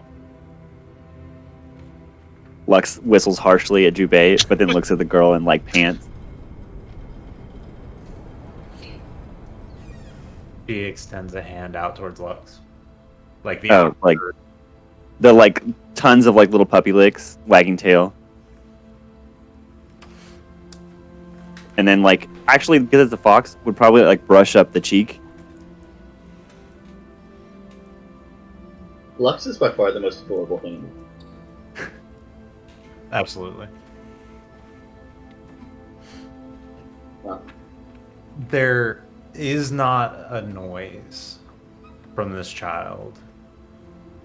But after a moment of interacting and very hesitant, not touching, like not getting too close, she does smile. Just no teeth showing, just a gentle smile. And about that time, you see Aaron loading something onto one of the wagons, and it makes a clunk. And she jumps. and that awkward nervousness comes back, flooding in, covering her face. She turns red and runs back up the hill to Gemma, who scoops her up, and you hear that, "I'm so proud of you, and you're so brave." And Gemma looks down at the two of you, smiles, nods at you, and then takes the child back to the wagon with the rest of them. As Gemma like nods and kind of is walking with the child, I'll wave and do introduce her to Henry at the ferry. He is a very nice boy. He will take kindly to her, I am sure. You get a nod of acknowledgement from Gemma, but no response. I'll wrap my blue belt back around me and head back down to camp. I stand there a minute, watching Gemma hold her, and looking at Aaron. Is he looking at me? No.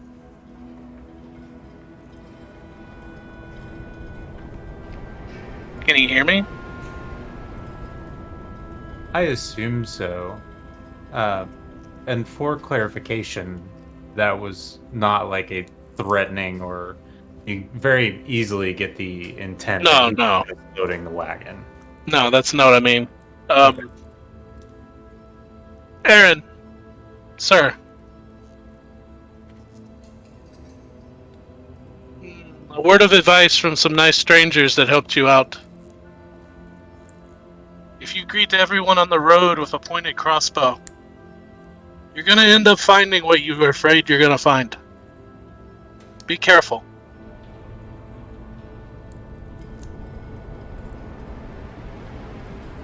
There's a pause, and opens his mouth as if he's going to say something. You too. Be careful. And I'll turn around and walk back to camp. Okay. A few moments pass as they gather up the rest of their things, and their wagons begin to head south.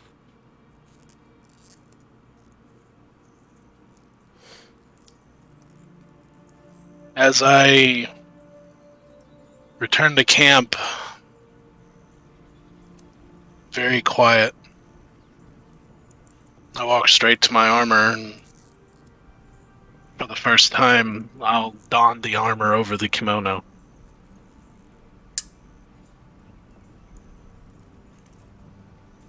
Strapping the sword to my side and kind of rubbing the chest where you should see now where there was once a family crest that has been carved away.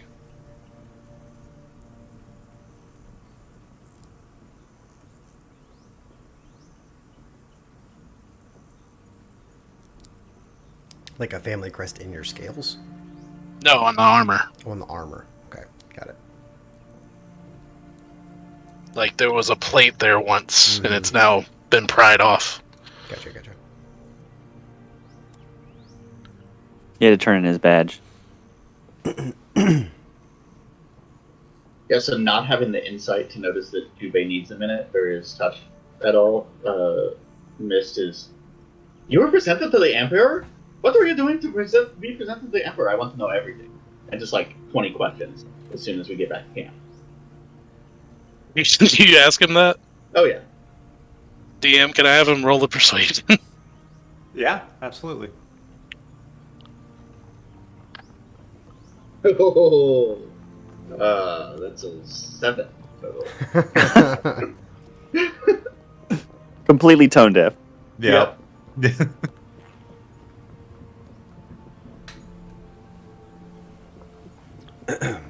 Look at Mess, very confused, as if it happens every day. All those born of noble houses are presented to the Emperor on their day of maturity. and leave it at that.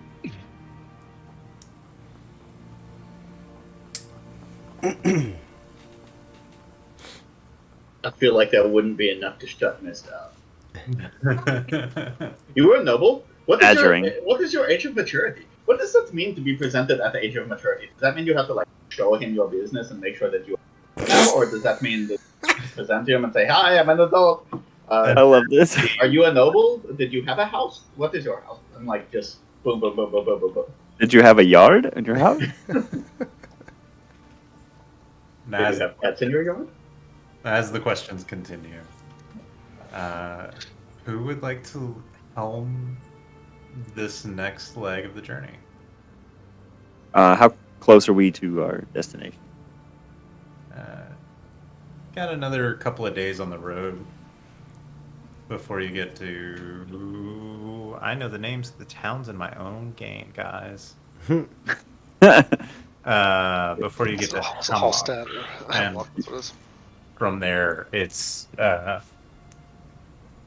day or so to Kellen and Kellner. Okay. Word.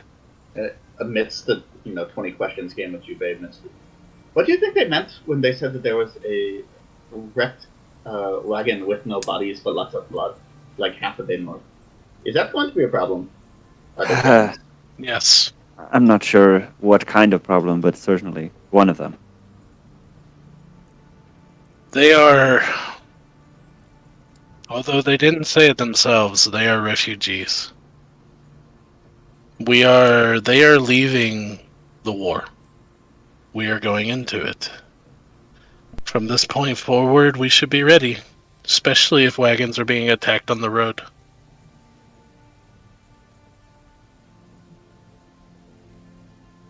Reese is going to finish getting ready and dressed and hop onto that horse. For the first time, he's like not hiding behind his whole cloak and everything. It's like a leather jacket, and it's got his clothes on. And his mask is actually just resting on his hip next to his other like bags stuff. Okay. Well, let's Mist figure would out what begin- happened. Yeah, Mist would begin like actively wearing his crossbow across his back instead of just having it put away. Sure. The dagger is always on display. Always. Always. Gotta look cool. I will helm today. Sure. How are you leading the group through this day? Brazenly.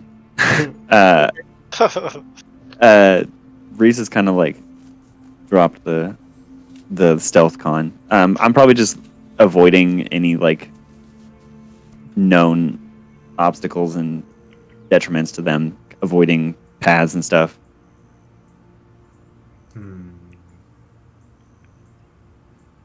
We're not hiding anymore. I'll give you history or nature. Oh, I will do nature.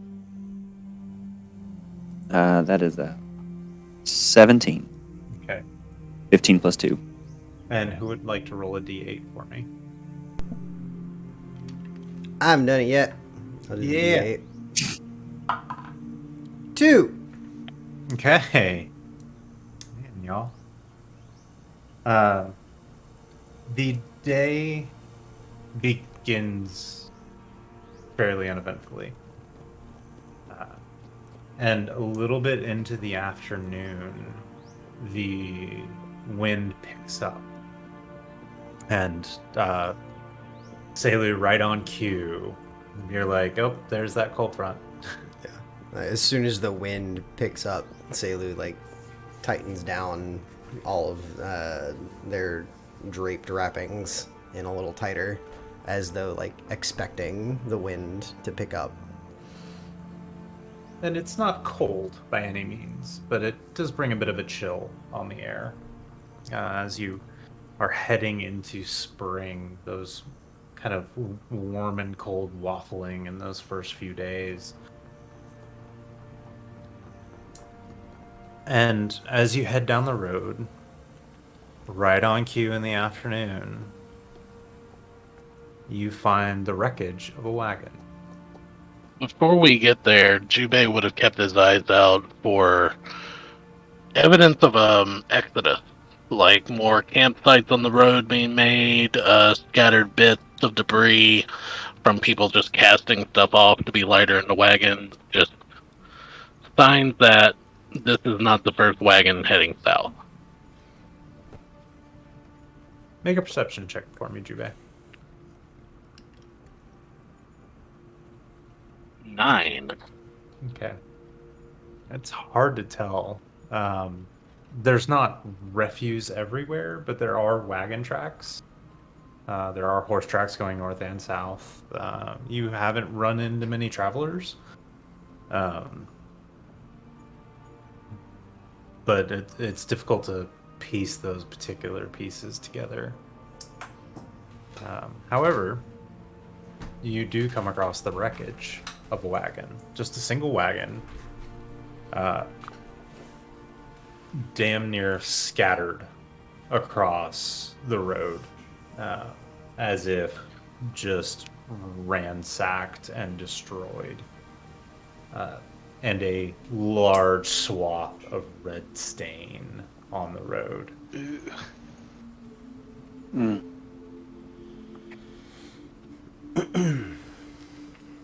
I will dismount probably and just try to assess what happened here. Okay, make an investigation check for me. Well, 10. Go ahead, Jubei. while he's doing that, I want to investigate the hoof prints going north. Mainly, are they sunk further into the ground, as in armored horses?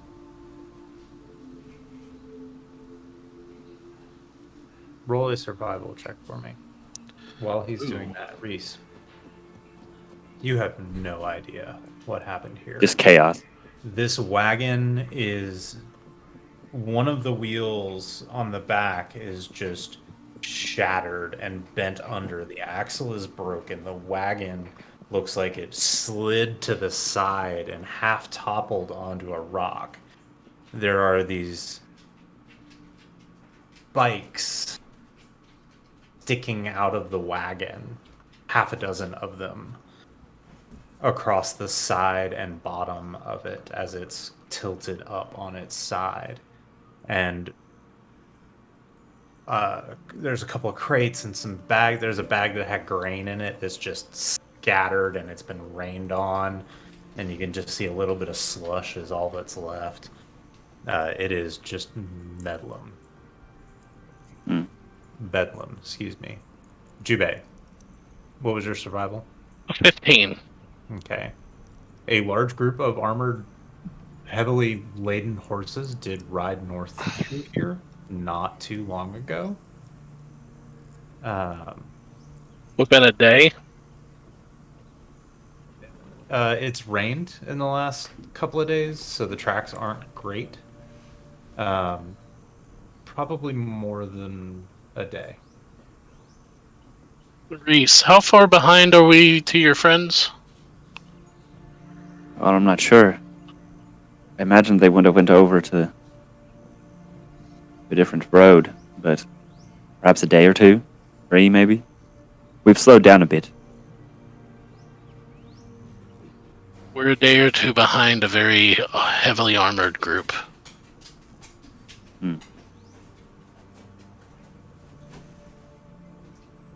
Possible that it could have been my friend, but I'm not sure. These spikes that are on the wagon that you mentioned, Sailor would like to look at those and see if they can make anything of it. Like, are they man-made? Do they look like they came from some kind of creature, or... Do they look cool? Most importantly, do they look cool? Because, I mean, let's be real. That's really what matters. Roll. But like in all honesty, Mist would like to help because he would be interested in if they were cool. Like his experience with the Drakekin and the other creatures that he's seen since he's been on this group has been awesome. He's like, things are fucking weird. I love it. And he wants to get in there too. So with that, I will let you choose, Selu, nature or survival. Oh, I was leaning towards nature, but nature is what I was expecting, but I will take a survival roll yeah, if you but are willing to give it. with Mist's help on this, we'll give you the better of the two rolls. Okay.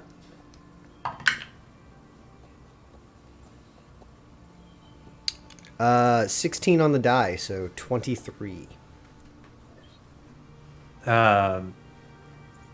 These spikes, they are about a foot to a foot and a half, some of them long, and they have these darker rings on them, and they feel like almost calcium or bone. Hmm. And there is a dozen of them stuck in various places. Would I know of any kind of creature that would utilize such a defense? This is like the player panic moment. the pleasant kind, the Yeah, the friendly cuddly kind. kind. Yeah. Like an echidna. It's This it's a male androsphinx who just wants to cuddle. No, this Yep. is DM versus metagaming because like Bill Oh, just yeah. got the red alert in the back of his head. It's Oh, of course. Same. Yeah, but your characters don't, and that's Nope. all. We have no clue. Selu, this is particularly strange for you. Nothing like this exists in the Terran. So I would like you to roll a history check for me. These are super good. Yep. Yeah, that's Yeah, none of us are intelligent. that's a big old 8. Hey, you watch your mouth. None of us are intelligent. Selu, you have no idea. Okay, so if I may, taking this from a little bit of a different direction of necessarily do I know what it is. So on the initial roll, the nature check would have been a dirty 20. So I guess what do I rule out things I know it's not? I mean, I guess I intrinsically do. I guess by not knowing what it is, but Yeah, but we're also not gonna like. no. I'm not necessarily looking for direct. I don't know. I'm not sure what I'm looking for. I'm not trying to like pull meta knowledge here or anything along those lines. I'm just. So, as Mist is like in your face with you, helping you, what have you relayed to him? Because he doesn't know anything about these. He's certainly never seen a creature or anything. Creature. Well, nah, neither has Salo. So they're kind of going through, like, it's clearly, it's bone, I think, but I've never seen anything that would produce this, much less leave so many behind, unless there were a great many of them, or I honestly have no idea. So then Mist would go through like his stories that he's heard of when he's traveled through here, and he's heard of the curses, he's heard of like the evils of man through here, but has he heard of like scary creatures in stories at all? Roll a history check for me. Spooky. We're on the cryptid hunt now. It's only a 13. Okay, no idea. There were no stories like these. But Mist is definitely like pulling one of the spikes out and vomiting it. Kai's going to be a little more practical here. Is there anything I can go through and find for us to use? Anything useful? This wagon has been ransacked. Okay. And it almost looks like You know the mayhem of like a mob of people going through a store, right? Black Friday. Think Black Friday or even more unfortunate circumstances in other places. Like one person robs the shelf, and then another person robs the shelf, and then another person robs the shelf, and another person takes something off the shelf, and that is kind of the equivalent of what you get here. Like something happened, and this wagon has been picked through multiple times since then. Okay. There is I'm not. nothing of value. I'm not sure if this is bandits. There's quite a bit of blood, and I can't really tell what happened.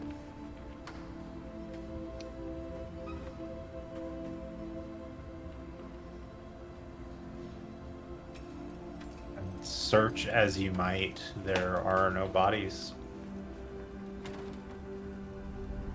No bodies, nothing of value, no one else nearby.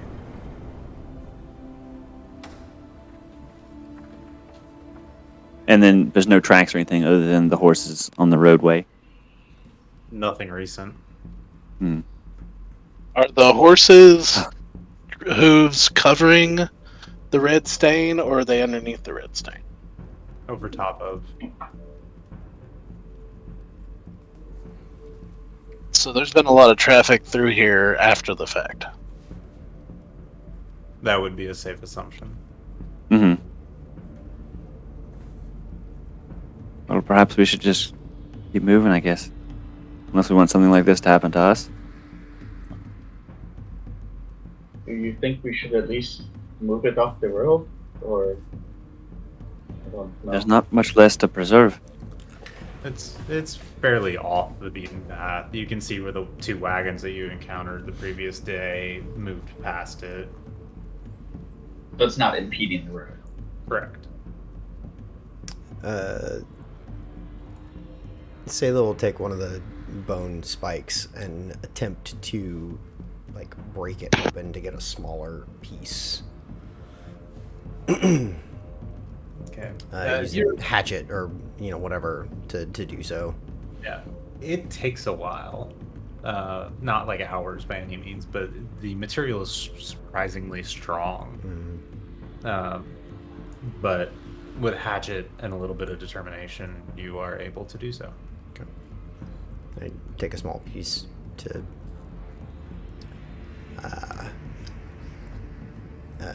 categorize later. For science. Press it into your notebook? I don't think that works as well. No, there's a whole labeling system, man. There's whatever doesn't go in the notebook gets labeled and goes in the bag. It's fine. Has a little Ziploc bag. Tagged to what Tagged. page it belongs to. It's fine. You are straight up a naturalist out of like the Napoleonic era. For sure. It's a I like process. this. Yeah. You, like, tag it and bag it, and Mist is like, this looks cool, and just shoves it in the bag. Souvenirs. Throw it in your bag, punctures straight through, and goes down to the ground. I love it. Reese will go ahead and remount and just get ready to go. Okay. So, continuing on further northward and further northward, the landscape becomes more and more hilly as you go. More difficult to see around the next bend, more difficult to see over the horizon. And another day passes. And another day. And that leg of your journey fades. The awkward, uncomfortable dinner with the wagon caravan and the strange wagon on the side of the road that's just been wrecked. And who would like to roll for the last leg of your journey north? Did you say 2 more days passed? Yeah, Can I do 2 more investigation checks? you may. Important question for the group. as you continue north. Are you going to avoid Hemlock? Or are you going to go into the town? Well, it is a poison, so I say. Mist is intrigued. Uh-huh. No. The pig, not the poison. Hamlock, not hemlock. Poison for Cusco. Cusco's poison. No, not that poison. Poison intended for Cusco. While you all ponder that for just a moment, Mist, go ahead and roll those 2 investigations for me. A total of 15 and 17. Okay. Double check the DC here. You have made no progress, unfortunately. Dang. You feel like you just almost had it on that last one, but the horse moved and everything locked on you, and you had to kind of work your way back and undo it. It's just kind of frustrating you right now. Damn this horse and everything that ever had a horse. Like, this is just, after 2 days of no success again, this just comes it back and back, pouting behind Jubei. As it happens, I flip him and hit him with my tail again. Sorry, another fly. You act like a horse too. Wicking your tail. I will probably ride up next to Kai, since we're like probably leading most of the time, and like gesture ahead. We should be reaching this town soon, Hemlock. I don't really see any reason to avoid towns anymore, because we're so close. Yeah, this is your land. It is up to you. Reese will just kind of shrug, apathetic. I don't mind, but I'm sure some of us would like to sleep in a bed, if possible. It might be possible.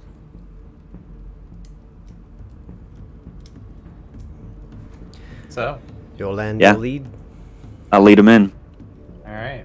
I'm ahead. gonna with all the valleys and like the hard to see ahead. I'm gonna be like 100% on the lookout for an ambush or bandits the whole time. Okay. So, would you like perception to be the skill you use to lead? Sure. Man, if it's not medicine, it's not me. 11 total. Okay. Reese confidently leading the way, and this close to his home and where he grew up, you have this sense of ease that overcomes you. And as you round another corner, you see a familiar sight. A wagon smashed to pieces, Oh, what's the scattered matter, against bud? a rock, and blood Oh, gee. everywhere. Is it fresh? As you look at it, you ride up and start investigating, looking around. It is fresh. There is literally a leg underneath the wagon. Oh, jeez. Kai's daydreaming of a better time where he got to play with puppets. I am gonna drop off the horse and run to the wagon, but I'm also gonna send Lux like straight up in the air to like look around, like a flare. Make a perception check for Lux.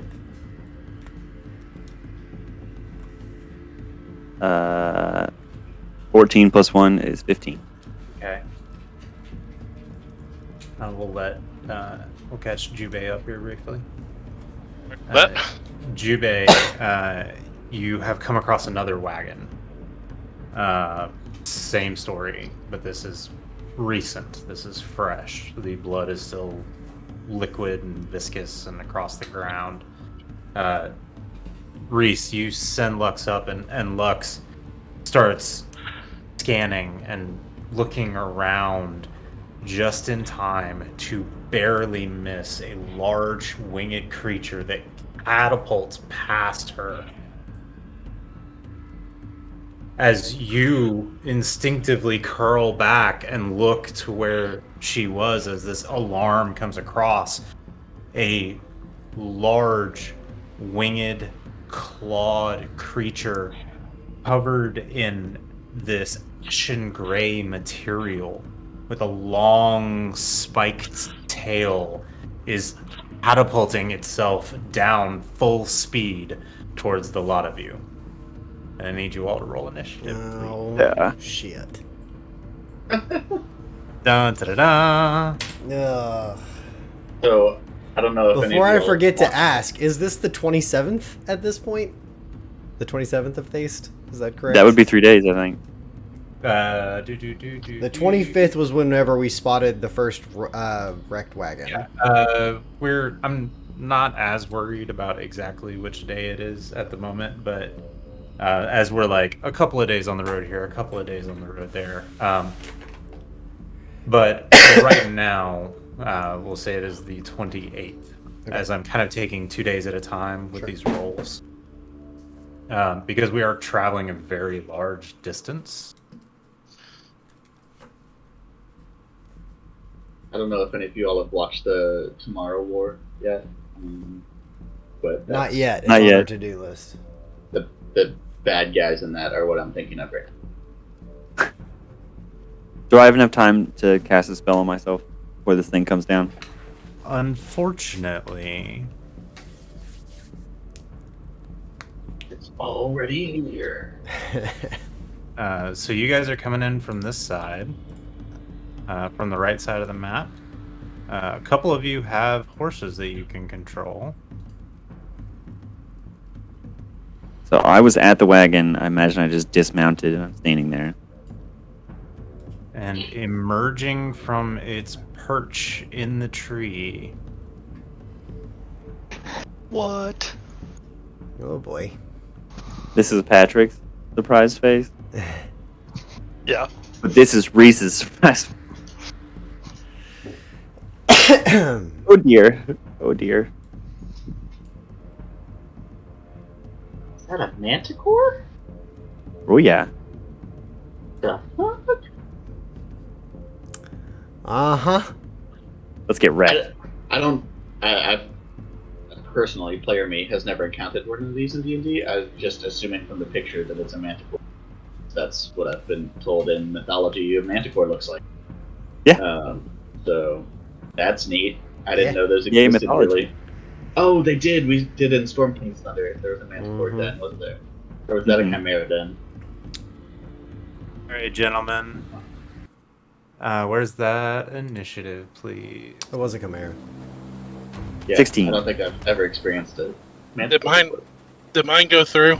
It did. Thank you. Yes.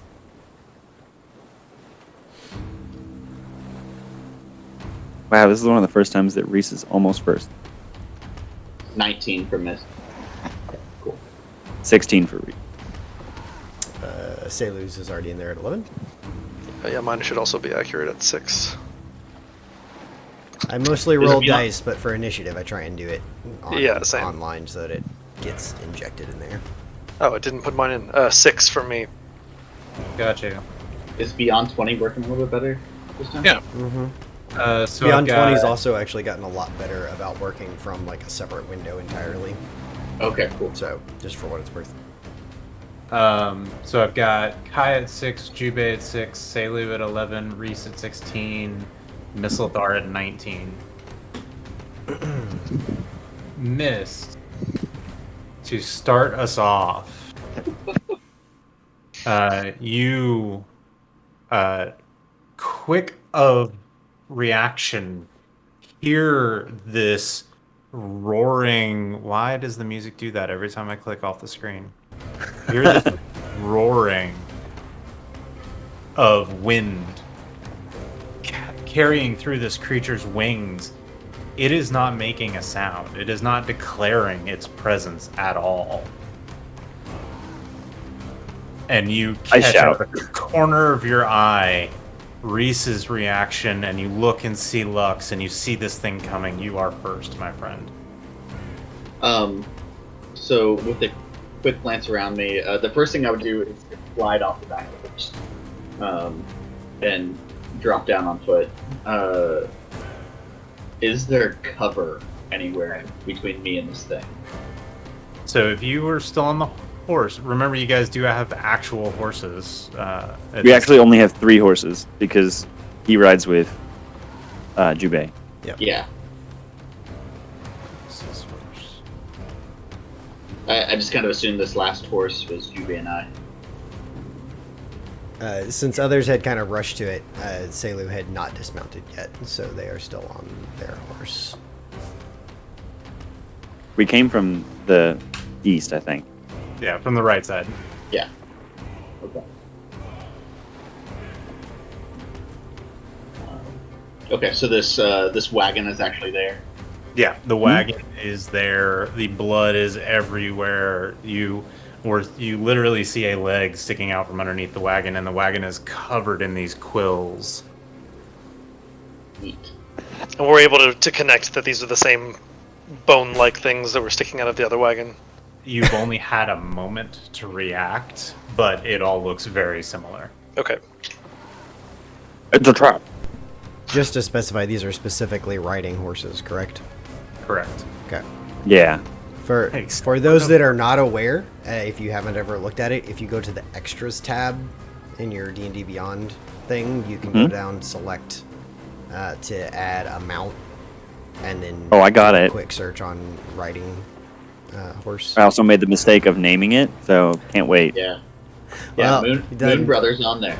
Done messed up there. Sorry. I goofed. Missed. Yeah, so Mist drops off the back of the horse, wanting to not be on top of a thing that puts him in wide open spaces, and will quickly kind of run back behind here and ready his crossbow for if that thing attacks or tries to swoop in on anybody, he's going to shoot it. Okay. He will bonus action hide there. Okay. It's Roll sneaky. a stealth check for me. That is a 1923. Yeah. Nice. You feel fairly vanished. And on its turn, what is its speed? There we go. 5, 10, 15, 20, 25, 30, 35, 40.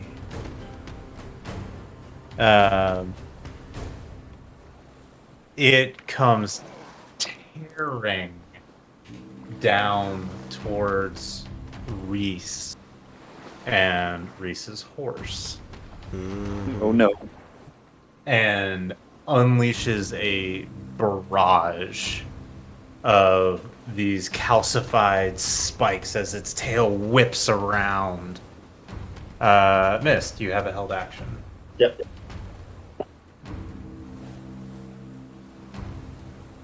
Say 13 plus 4, 17 to hit. A 17 barely hits. Oh, As shit. you rise up over the wagon and take aim. What? This moment of panic passes in your mind, and you look for a weak spot and find it as the bolt sinks between plates of leather armor. Like Oh, snap. this thing's a mount. It's wearing armor. Oh dear. Son of a Oh bitch. boy.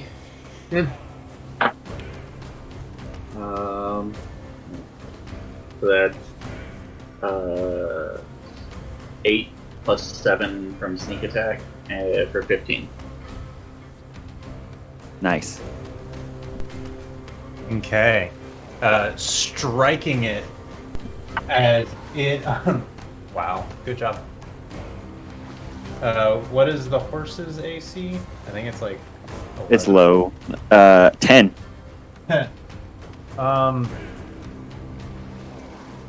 As the Told you guys, I named it. You did. You did.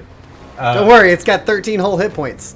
Two spikes launch out, one at the horse, one at Reese, and a claw goes swiping at the horse as it comes within range. The spike at the horse misses wildly. The spike at Reese, however, Oh dear. strikes true as you take 5 points of piercing damage. Ugh. And the claw that lashes out towards this large, tasty meal. Did you hear that, Reese? You're a large, tasty meal.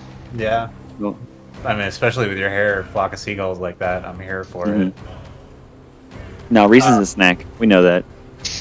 Oh, it's the horse. The horse is the large, tasty meal. It's okay. I can't get over the idea that I think I heard Miss say he named our horse Moon Butter. No, Moon Brother. So, Moon butter. the spike buries itself in your side, missing any vital organs, but very painful. Somehow, it misses your horse twice. The spike goes sailing past, embedding itself in the side of the wagon, and the claw lashes out, but your horse stepped out of the way just in time to dodge the spike, throwing off his aim. Oh, she's like pawing at the air. Oh, Reese. man. It is your turn. They're gonna take the horse is gonna take the disengage and just bolt. Okay. They get 40 feet. And then Reese is clutching. You said these are like 1.5 foot long barbs. The longer ones, yeah, up to like I'm 18 gonna- inches. I'm gonna rip this rebarb bolt out and toss it down. And since I'm like just exposed here, I for the first time am going to pull up my mask and slide it on, and then I'm gonna clap my hands together and pull light apart from my hands like a fan.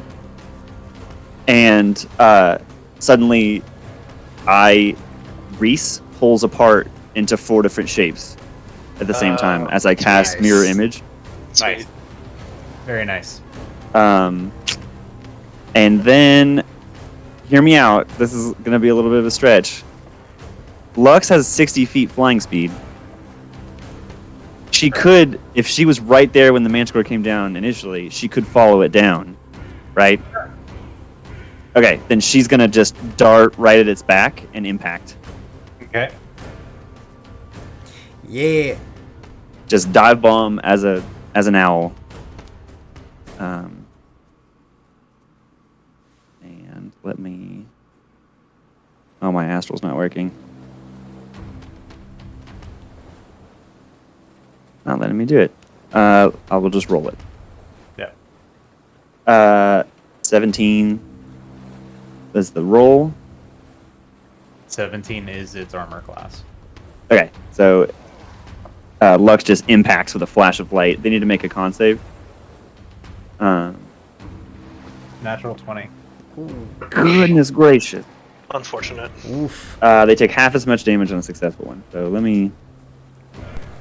Ooh, that was a good roll too. They will take 6 radiant damage and 7 piercing damage, and all of Lux's damage is magical. Yep. So boom, sonic boom, flash of light, and Lux is like probably just on its back, just impacted. I see anytime Lux attacks, it like becomes like a Kamehameha and strikes. Yes, it's. I imagine if you've seen How to Train Your Dragon, it's just the little spit bomb from Toothless, just a beam of light, and then just. Yeah, I went the other way. I'm just picturing Sonic the Hedgehog's roll up. I like that. I like That's it. cool. That's pretty cool. Awesome. And then that's the end of our turn. Seilu. All right. So. Is this thing on the ground, by the way, or is it like swooping around? No, it is 5 feet off the ground right now. Okay, but it's okay. So astral question, real fast. Is there a way for me to select more than one thing to move Yes. them together? How do you do that? Control and click both. Word. Okay, cool. No, I know. So, how do I unselect to only move one? The more you know. How do you unselect to then only move one? Control Just, click again. so either that or just click somewhere else on the screen. It should. Okay, clicking somewhere else on the screen did not seem to be doing it. So, all right. So we were here. Riding horses have a movement of 60 feet. Selu is going to head away from the other horses this direction, drawing their bow. I'll get Selu back on top of the horse there. And as they go, they will bonus action cast Zephyr Strike as the wind gathers around them and the horse. And I will go ahead and just make the attack from that out the gate. So that's advantage on the attack. Wow. Oh my god. For a 4 and a 7 on the die. So a total of 12. The arrow loosed. Selu has not spent a ton of time practicing combat on horseback, and there's just a moment where you turn to loose and you know it's going to strike true, and then the horse moves. Yeah. And it just goes off. Yep. Alright, so as the arrow rips past, swinging with a super forceful bit of energy into the wagon next to Reese, Selu curses under their breath and ends their turn. All right. Jubei, you're up high, you're on deck. Hey, Jubei feeling the weight of mist jumping off the back of this horse. Burr both of my sandals into the horse, making it go straight. As I near the manticore, dodging a claw, Jubei will fly flat back on the horse, flipping backwards and landing in front of the manticore as the horse continues forward as a target to get the manticore's attention.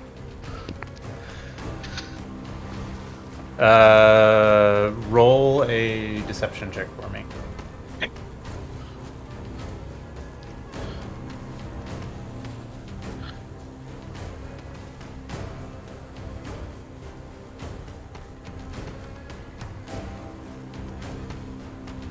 That would be a 14. Okay.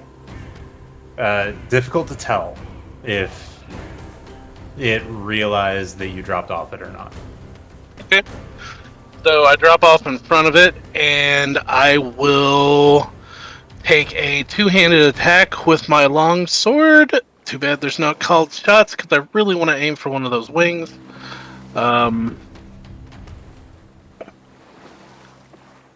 So I will take a two-handed swipe.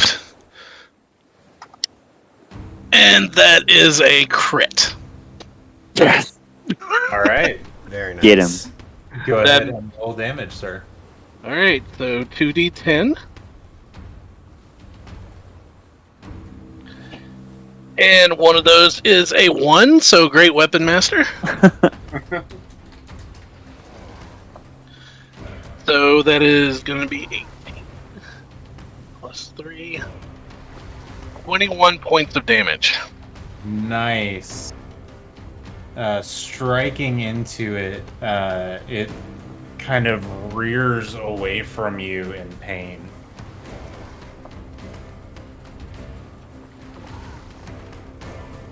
Any further action from Jubei, sir? Jubei will just smile and look at it and say, I'm here. All right. Go ahead and click end your turn, please. Kai, you are up. Okay. Being able to observe this thing for a second now. You mentioned armor earlier. Is there a saddle on this thing? Would I be able to tell? Roll a quick perception check for me. Gladly. It's a 4. Plus 5, so 9. So you are overwhelmed by the sight of this flying clawed Alright. thing That's fair. spraying barbs at people. I would like to rage. I rolled a 5. God, I can't see it. Just rage. My money is not on mount. My money is on weapon. So this I've rolled this wild table before. It's whenever a creature hits you with an attack roll before your rage ends, that creature takes 1d6 force damage as magic lashes out in retribution. Nice. Correct. The shape of a shield on my chest is lit up. I'm going to ride Navara.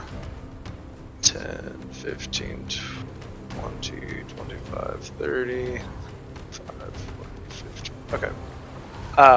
In the interest of having reach, I'm going to be attacking with my glaive. Man, I really want to jump off of Navara onto this thing's back. Can I do that instead? Do the cool thing. Rule of cool, dude. Yeah, for sure. Let our himbo get on there. You can certainly try. It will take your action. I'm going to do that. Okay. Roll an athletics check for me. And Hey, you know who has advantage on because I those? am raging, yes. Hey, so did Sailor. Just saying. Alright, so that is a 22. Nice. Dang. Keep that evil for yourself, Sailor. So, in a feat of horsemanship that you have not even seen out of Kai yet, Kai's feet gather underneath him on the saddle. Kai, do you want to tell me how this goes? So it turns to regard Navara as the newest snack that is in town, and I leap off of Navara over its head, snagging. I don't know what is it. Is it fur there? You can snag one of the plates of armor.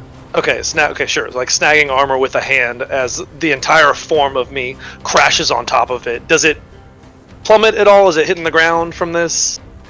From 100, like 200 pounds of raw man meat? My favorite kind. No, it is able to keep itself aloft, but it does dip. Okay. Yeah, And then Go ahead. you land, and there's this badass moment of like you just did that, and then you hear this little happy whistle next to you as this little white owl is just sitting there. Adorable. All right. So that was bonus action, and I'm gonna have Navara take the disengage action, Okay. and I am on this fucking thing, holding on for dear life. Hopefully it doesn't go up. Go ahead and click end turn for me, friend. Mistlethar, you're up. Right. Let's see. Mist is gonna. Wait, I'm on top of it. Is there a saddle on here? There is One more time? No, there is no saddle. Okay. Riding bareback. Yeah. just an owl. Da-da-da-da. So, does that give me enough space if I shimmy ya? Nope. Maybe shimmy ya? Yeah, I don't like that idea. So never mind. So Mist is going to shimmy over to the edge of this wagon, and well, I'm sorry. Let's start here. That makes more sense. So we're gonna start there. We're gonna pop up. We're gonna shoot at this thing again and drop it. That's what we're gonna do to start. Get it. That is a 19 on the die, so 3 to hit this. Okay. You hit.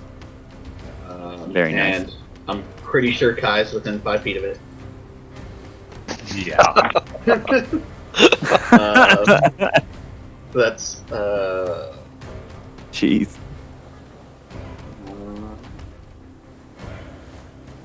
plus 2, 16 16 points of damage total. points of damage. Yeah. And then flipping over, shooting at it, seeing Kai riding it, seeing Jubei in its face. Mist is going to feel a little bit more confident about the situation, since he trusts them, but then shift over here and then try to dip and hide again. Okay. Go ahead and roll a stealth check for me. The flying creature.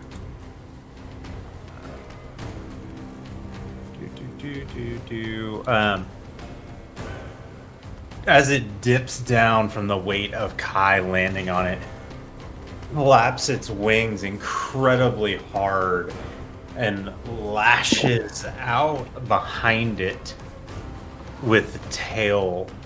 No. Just this wild flailing around.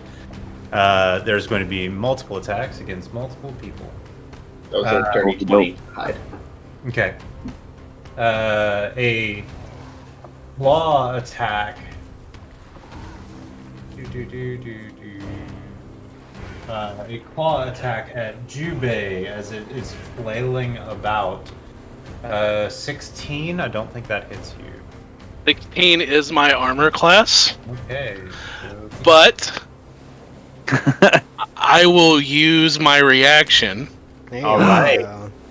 How's it look? to activate my special ability that I've never used. As this claw attack comes in, Jubei will just round his sword and pop it in the wrist with the pommel to frog his wrist, Okay. and then flip his sword back around. By basically hitting a pressure point in his claw, just enough That's for it awesome. to pull back. I love it. I love it. As you do this, Jubei, roll a d100 for me.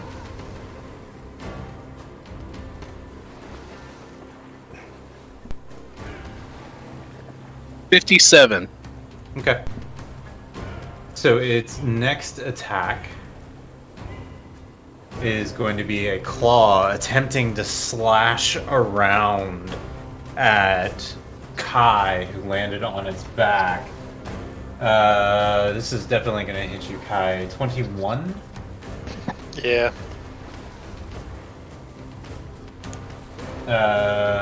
For 7 points of slashing damage, non-magical. So I'll take 4, or is it 3? Round it down. Okay, so Typically. 3. That's up to Gabe, Yeah. I guess. Pardon? Am I rounding down for the half damage? Yeah, round down. Okay, thank you. In general, like by the book of 5e, everything gets round down. Just for Yeah. consistency's sake. I'm very sorry, Kai. But I rolled a natural 20 Okay, to attack. Oh no. them. so say again. I rolled a natural 20 to attack Navara. Oh, okay. Uh-oh. So monster. a barrage of spikes lash out. Not the best damage in the world. Not the worst, I guess. A barrage of spikes lash out at Navara and just stick her up the side. And she looks like she's been hit by a porcupine quill. Okay. And takes a total of 18 points of piercing damage. That is most of her health. Okay. Yikes. Goodness. And it is going to try to fly up. So Jubei, you will get an attack of opportunity as it begins flapping its wings and elevating up higher. Feeding into Sorry, Gabe. It takes a reaction D6 because it hit me.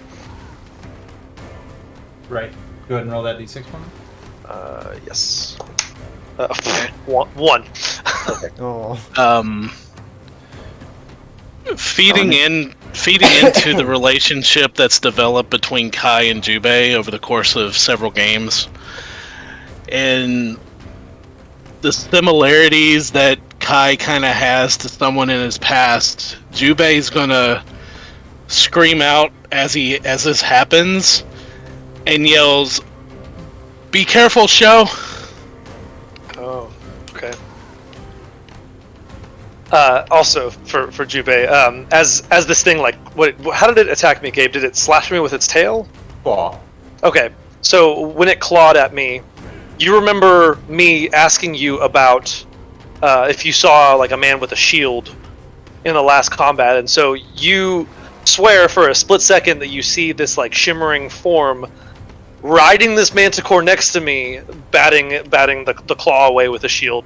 But then like you blink and then it's not there anymore. I love it. That's cool. I'm taking a picture of this because that's another natural 20. Jesus.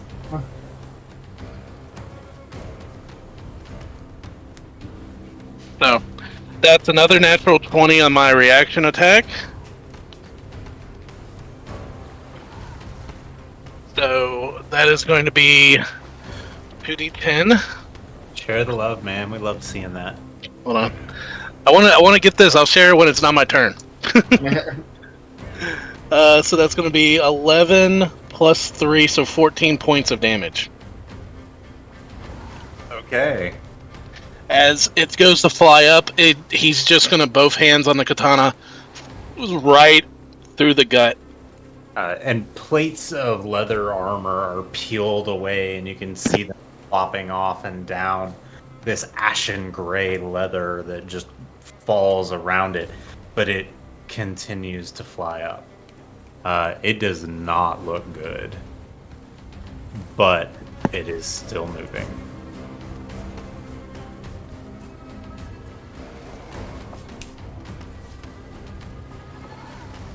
And That is going to be my turn. No, that was your reaction. Oh, that was reacting to its turn. And it flies 50 feet in the air. Oh shit, guys! I'm really high. Don't worry. Don't worry. Whenever the ground hits you, you can deal force damage back to it. It's fine. It was already 5 feet up. You're now 5 feet in the air. And that is its turn. Reese. Oh boy. So Reese was preparing to do something anyways, so he's just going to continue with what he's planning on doing. And he gathers in the light like he normally does and extends his hand out, and the bow of light appears. And I will launch a guiding bolt right at its head. Almost rolled a crit. 19 Nice. Hits. plus 5, so 24. Heckin' damage. Because I'm a warlock and it's go big or go home. Hacking damage.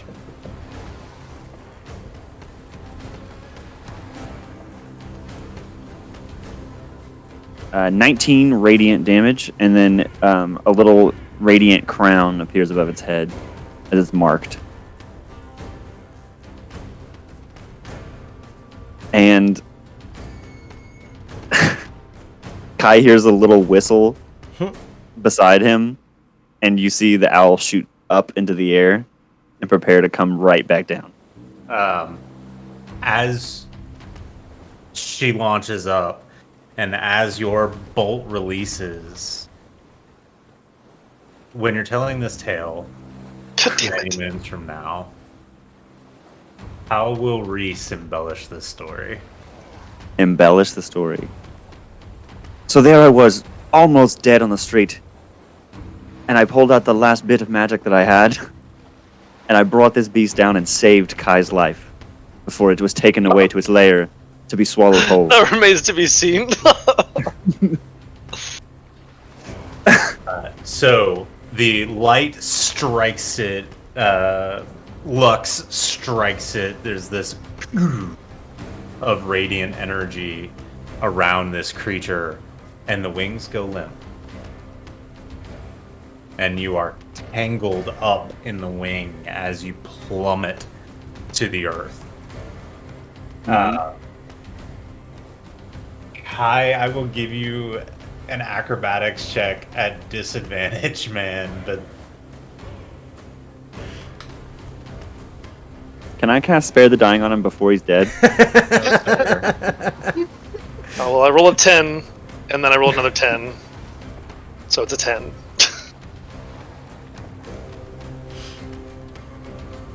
For a horse! you are still raging. I am. Oh, true. You take a total of 21 points of falling damage, halved to 10. All right. That's There you enough to go. drop Reese. How Like does 21 that damage look? is dropping. It's plummeting down. I get tangled up. I like throw the wings off of me. I'm like gripping it like between my legs, like I do a horse. So I'm like riding it down, and then just before it crashes, I throw myself up, and then crash on top of it. The elevator move. Yeah. I love it. Nice. I love it. And then I roll off of it. You can see me like kind of like bounce a little as I like hit the ground, but I like get up to my feet and I'm like, oh yeah, all right. Like, I was about to say Reese holds out a hand to pick you up, but it's 4 hands, like all at once. I just Good look luck up. grabbing the right one. Yeah. Yeah. The chaos of literally 18 seconds Whew. passes, and you Base. breathe.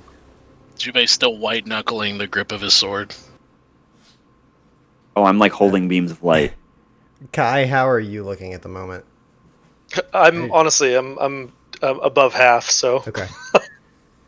That would have downed me, like Yeah. flat out. So Rage. seeing as how Kai is mostly fine, Selu will actually ride over towards Navara, and dismount and begin looking at the wounds on the side of Navara. she on the other hand does not look good. No, she does not. So as they are looking at them, Kai, I'm assuming you're probably instinctively looking back over towards Navara as that happens. Yeah, I will be rushing over there. Yeah. Yeah. So you would see Selu produce a bit of moss out of one of their pouches, and as they like lay it across where some of the spines are, as they like go to like pull them out a little bit, another like slight flaring of energy runs down the hand through into the moss as it glows, almost like a bioluminescent kind of moss look to it. And Navara heals for 1d8 plus 3 for a total of 11 points, as that is an 8 on the die. Thank you. Nice. As Selu casts Cure Wounds for the first time. That was super Ooh. cool. I love I the like moss. that. Moss is my favorite. For the first time, Reese is going to whistle back at Lux, perfectly pitching, mimicking, and it sounds like a different language. And Lux just darts straight up into the sky again to look out for another thread.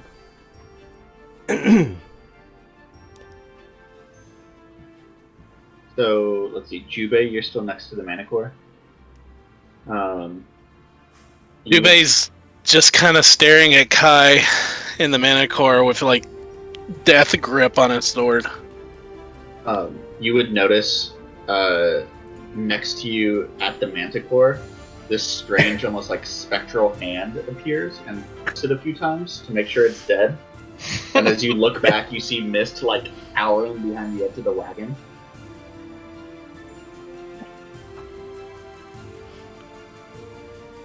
Is the music coming through for you guys? Yes. Yeah, we hear it. Yeah. Okay. It not playing on my end for some reason. Sounds very victorious all of a sudden. Yeah. Perfect timing. Speaking of, Does anyone know what that was? Can we make a check to see if any of us have seen this kind of thing before? It was terrifying. Why did the rest of you not hide? I don't know what the it was. I haven't a clue what this is. I've never seen anything like it. I would assume it is someone's. It's It in is someone's armor, pet. so it has to belong to someone. So,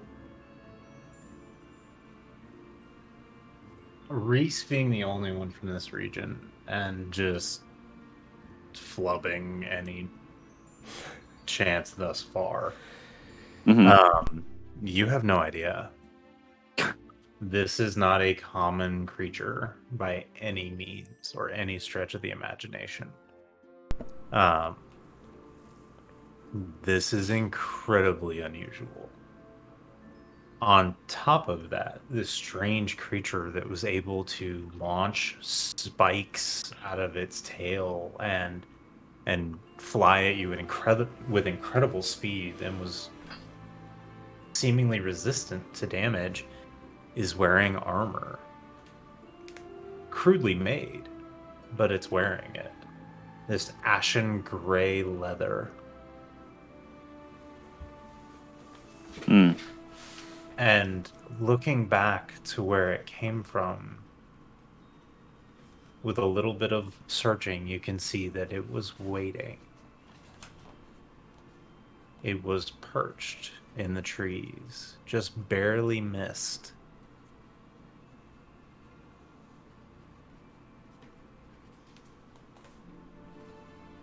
Well, normally that when there's an ambush on the road in Lostern, it's like crossbows and bandits, but this is like something out of a childhood nightmare.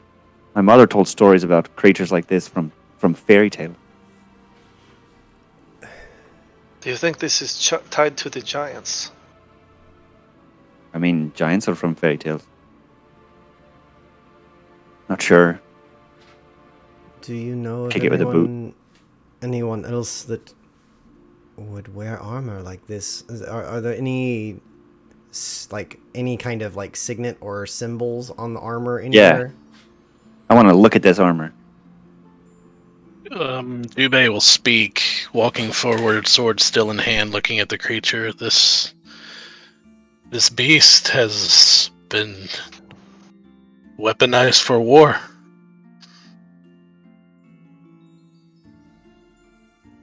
The armor, is it well made or crude? So, with all of you looking at this armor, it is well tanned, well made leather. It is well maintained. It is not made by an artisan. There's no insignia on it anywhere. There is no identifying marks or maker's marks or clan symbols or house crests or anything. It is plain in many ways. It is sturdy leather. It is oiled and maintained. But When you say it's ashen gray, is that the natural color of the leather, or does it seem to be like painted or cured like a specific color? It is painted. Okay. Dyed almost. You can see where Jubei's incredibly sharp katana sliced through several of the plates, and they are brown leather underneath. Okay. Standard leather. But it is thick with color. Reaching down, I will take the mane and flatten my sword within it and drag the blood off the blade with its hair. I'm gonna go back to the wagon and look for survivors, maybe, or just evidence. This creature was well maintained, as well as the armor. Someone will come looking for it. Should we be waiting for it? Do we set up an ambush here? Maybe leave a message. Was there a sigil on the leather armor? Does it belong to somebody? No heraldry? Just looks like straps and stuff.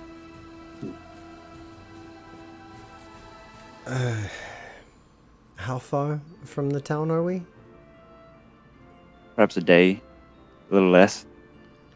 If there is a town. The town of Hemlock is between you and Dunkellner. You can go around it if you wish, or you can go through. If this creature attacked people on the open road, we need to visit the town. I agree. They probably need help. They at the very What if there are least more of them? They at very least should know Oh. that these things are out here. If If there others are are trying more, to strike out on the road. Kai, may I borrow the sword that I gave you? of course. And sheathing my thin-bladed katana, I will very skillfully, with the heavier blade of the scimitar, remove the head of this creature. So that'll take you a moment, but doable. You strong? Cleaning the Oh, blood away. are there gems in this one too? Are there gems and things that all the time? When we dug into the neck of one thing, we reached into the mouth of a fire snake, and now Cuba's cut True. his head off. No, This you is have a just good point. tempting a pattern. Yeah. Every creature drops loot. Someone was looking at the wagon. Reese. Okay. Reese, make an investigation check for me. That was a natural 1. I am going to use Vazila's Charm to make it a 10. Okay. I start to look around in panic and just grab the necklace, and it probably glows a little. And then it becomes a 12. Okay.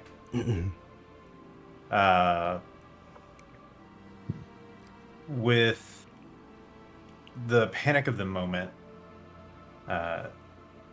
you see a leg, literally just a leg, Great. in a boot. Not particularly well made or well maintained boot, Hmm. but just a boot. The wagon is cracked down the center. And looking at the bulk of the manticore lying dead, it is as if this thing collided into the side of it or rammed it to knock it off the road. You can see blood scattered where the horse that would have been hitched to this thing would have been.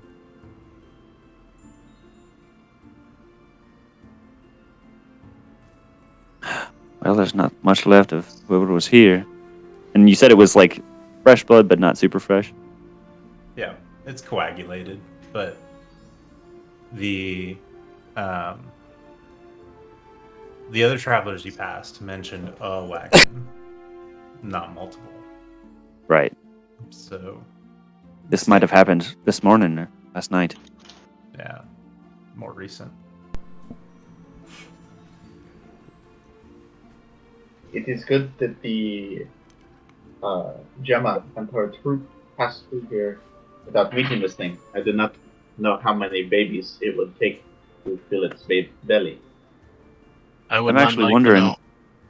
and I look at Jubei because he's the one who talked about weaponizing. Why would someone take something like this to weaponize it when it doesn't do anything but kill? Like, there's no... Exactly. What would they get out of it? Fear. A loyal trooper. Carnage. Chaos. These aren't soldiers, though. This is just a boot of a commoner and a wagon. Someone trading. Reese, this is war. More than soldiers die in war.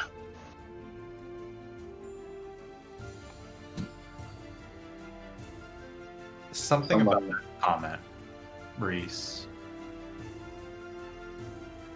makes the GM remind you of your backstory. Hmm.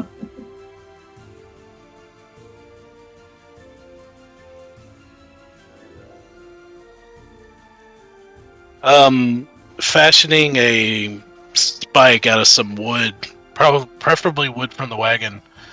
Jubei is going to stab it into the ground and hammer it, and using Kai's sword again, or his sword, sharpen one end and put the manticore head beside the body on the spike. Okay.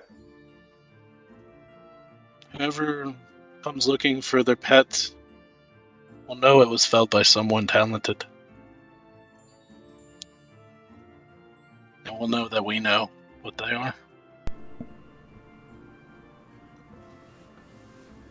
I'll at least know that there's not so easy of pickings to be had. And Sailor would also like to do a once around just to see if there's anything else of any, like, body parts or anything that need to be disposed of. Make an investigation check. Perhaps we need to get to the town real quick. I would agree. 9. Okay. No further body parts visible. Kai, what are you doing in this process? I mean, I was helping Jubei with the Manticore, but other than that, I'll pull Seilu aside and thank them profusely for healing Navara. You know how much she means to me. Of course. She is one of us. She is.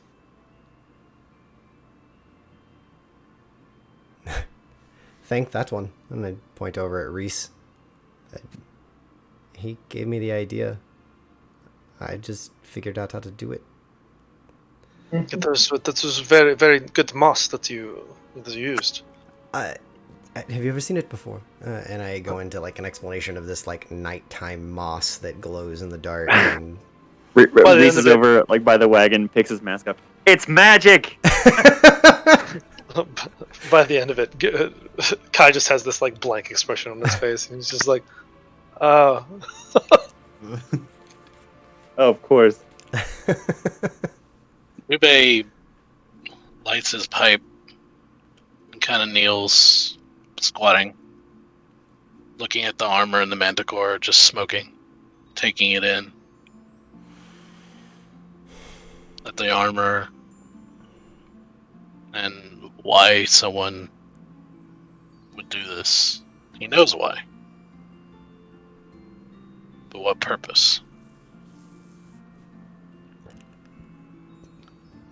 It takes you a while to wrangle the horses back up. These are not war steeds. These are not creatures that are used to moments like this. And other than Navara, who seems ironclad, none of them go anywhere near the animal, the manticore. But some time passes and you're able to rally them. Sometime while we're rallying the horses, Jubei will approach Kai. The other day, when you asked me if I saw some man with a shield, do you remember? Of course. In where I come from, we have words for such spirits. I don't know how to express in common what I saw, but I believe I saw your kami, your guardian, when you were on the back of that beast. So, I am not crazy. No. You are a man, but you are not crazy.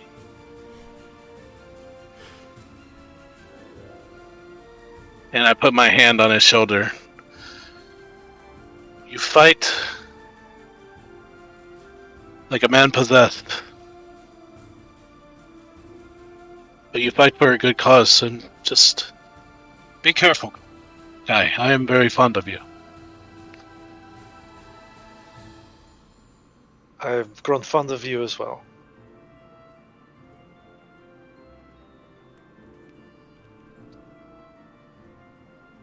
As the calm, macabre scene washes over you all, the thoughts of what is behind and the thoughts of what could be ahead rack through your brains as you gather together and continue on your journey towards the town of Hamlock. And that, my friends, is where we will leave it for tonight. Good stuff. Oof. Goodness. Okay, now that we're out of character, is it Hamlock or Himlock? Ham. Hammlok. It's on the map if you want to look at it. Gorgeous map. Super happy. Beautiful Absolutely map. gorgeous. So That pretty. As soon as I get the physical copy in the mail, I'm gonna frame it with the other one and hang them in my house. Gotta show that one again Yeah. because it's just so dang pretty. Yeah, stunning. Oh, Absolutely stunning. gorgeous. Simply gorgeous. So, as is tradition, gentlemen, let's roll off for initiative Oh. for our Oh my god. accolades. This die is fired. All things in balance. 4. 25 to 20. Ha ha. That's funny. Okay, 20 to 15. Oh, wow. 15 to 10. I got a 12. Patrick's first to the 12, it looks like. Hot 12. 10 to 5.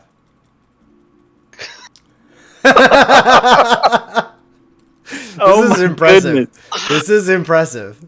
Alright, God. so I got a 3. Okay, Bill got a 4. Sean A got 2 a and a 1. 1. We got 1, 2, 3, 4, and then a 12. Combo breaker, Patrick. Patrick, you overachiever. I'm sorry. I am the one that drew the undead card, though. You are. You are indeed. That was legit. Creepy. Yeah, but what does it mean? Actually, means rebirth. So we'll see how that works for Reese. Or Yeah, maybe but it what means kind of right rebirth? back. Who knows? Uh-huh. At level 3. It's fine. Yeah. All right. Lead us off, Patrick. Ah, man. Okay, I don't like. There's not a specific person I can give it to, but the entire interaction between Jubei and Mist and the little girl Ugh. was like the cutest thing ever. This is why I wanted to go I first. I knew you were going to Absolutely loved it. And so So good. I'm cheating, but I'm giving it to both Sean and Bill. Give it to Probably the mostly scene. to Bill because Jubei did collapse and like gush to this little kid, and we've never seen that. Mhm. We saw a little bit But of that with the loved it. kids at the carnival. True. It's such All a good right. scene. Bill. Actually, mine's going to go to Patrick because Jubei and Reese, other than Jubei feeling Reese needs protection during combat, hasn't really had much interaction. Mhm. So the little bit that we got today, just a little bit, I really enjoyed the conversation and Jubei and the argument on the road, like the Yeah. Reese wanting to go and Jubei's like, no, you don't need to go. That I enjoyed a lot. Me too. Awesome. Derek. Mine's gonna go to Bill for tonight. I don't know who Show is, but I am very excited to find out and continue this the relationship that Kai and Jubei have. So thanks, man. Battle Bros. Jacob. Mine will go to Sean for Mist's interest in trying to find a way to help, like with the hunt and wanting to learn and getting to have that little interaction through that part. That was fun. And last but certainly not least. Man,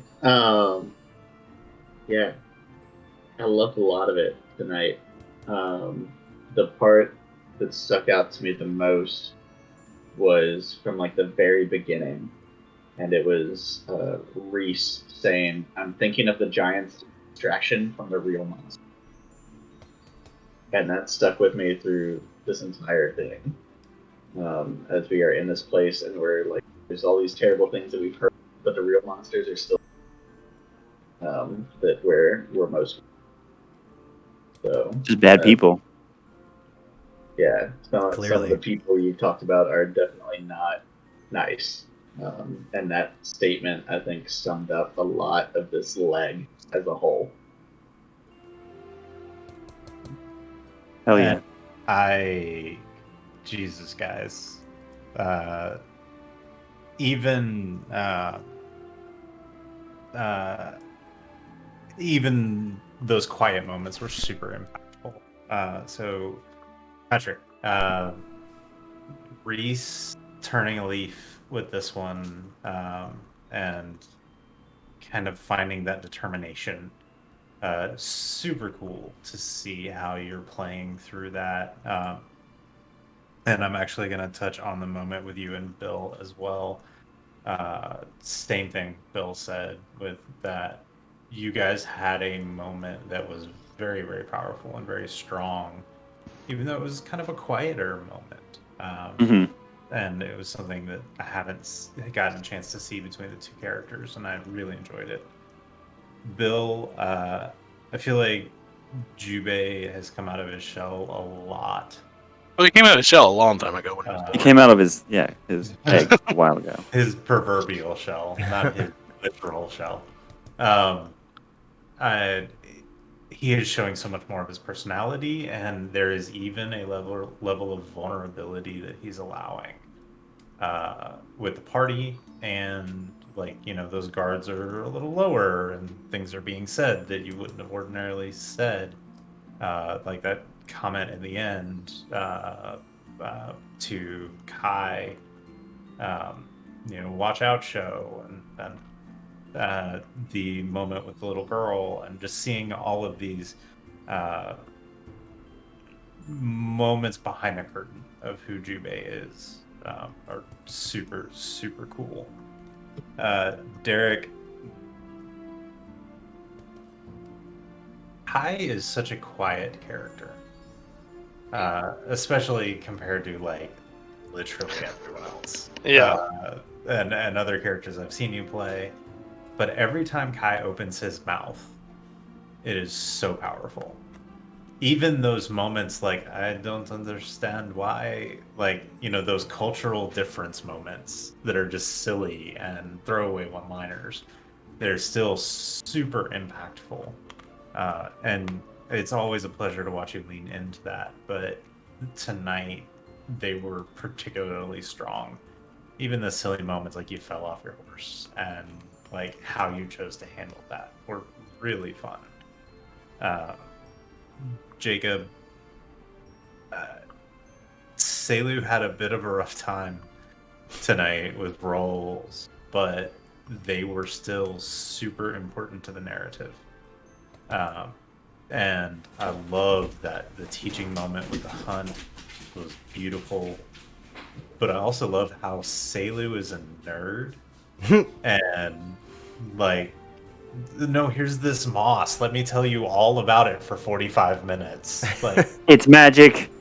and you know, going into how to skin a thing and use all the materials to the point where Mist's eyes glazed over. Like, I love those parts of Selu. He enraptured with knowing and learning and growing. And it's always fun to see that happen. Thanks. Sean, Miss had some really, really interesting moments tonight that I would not have expected out of him.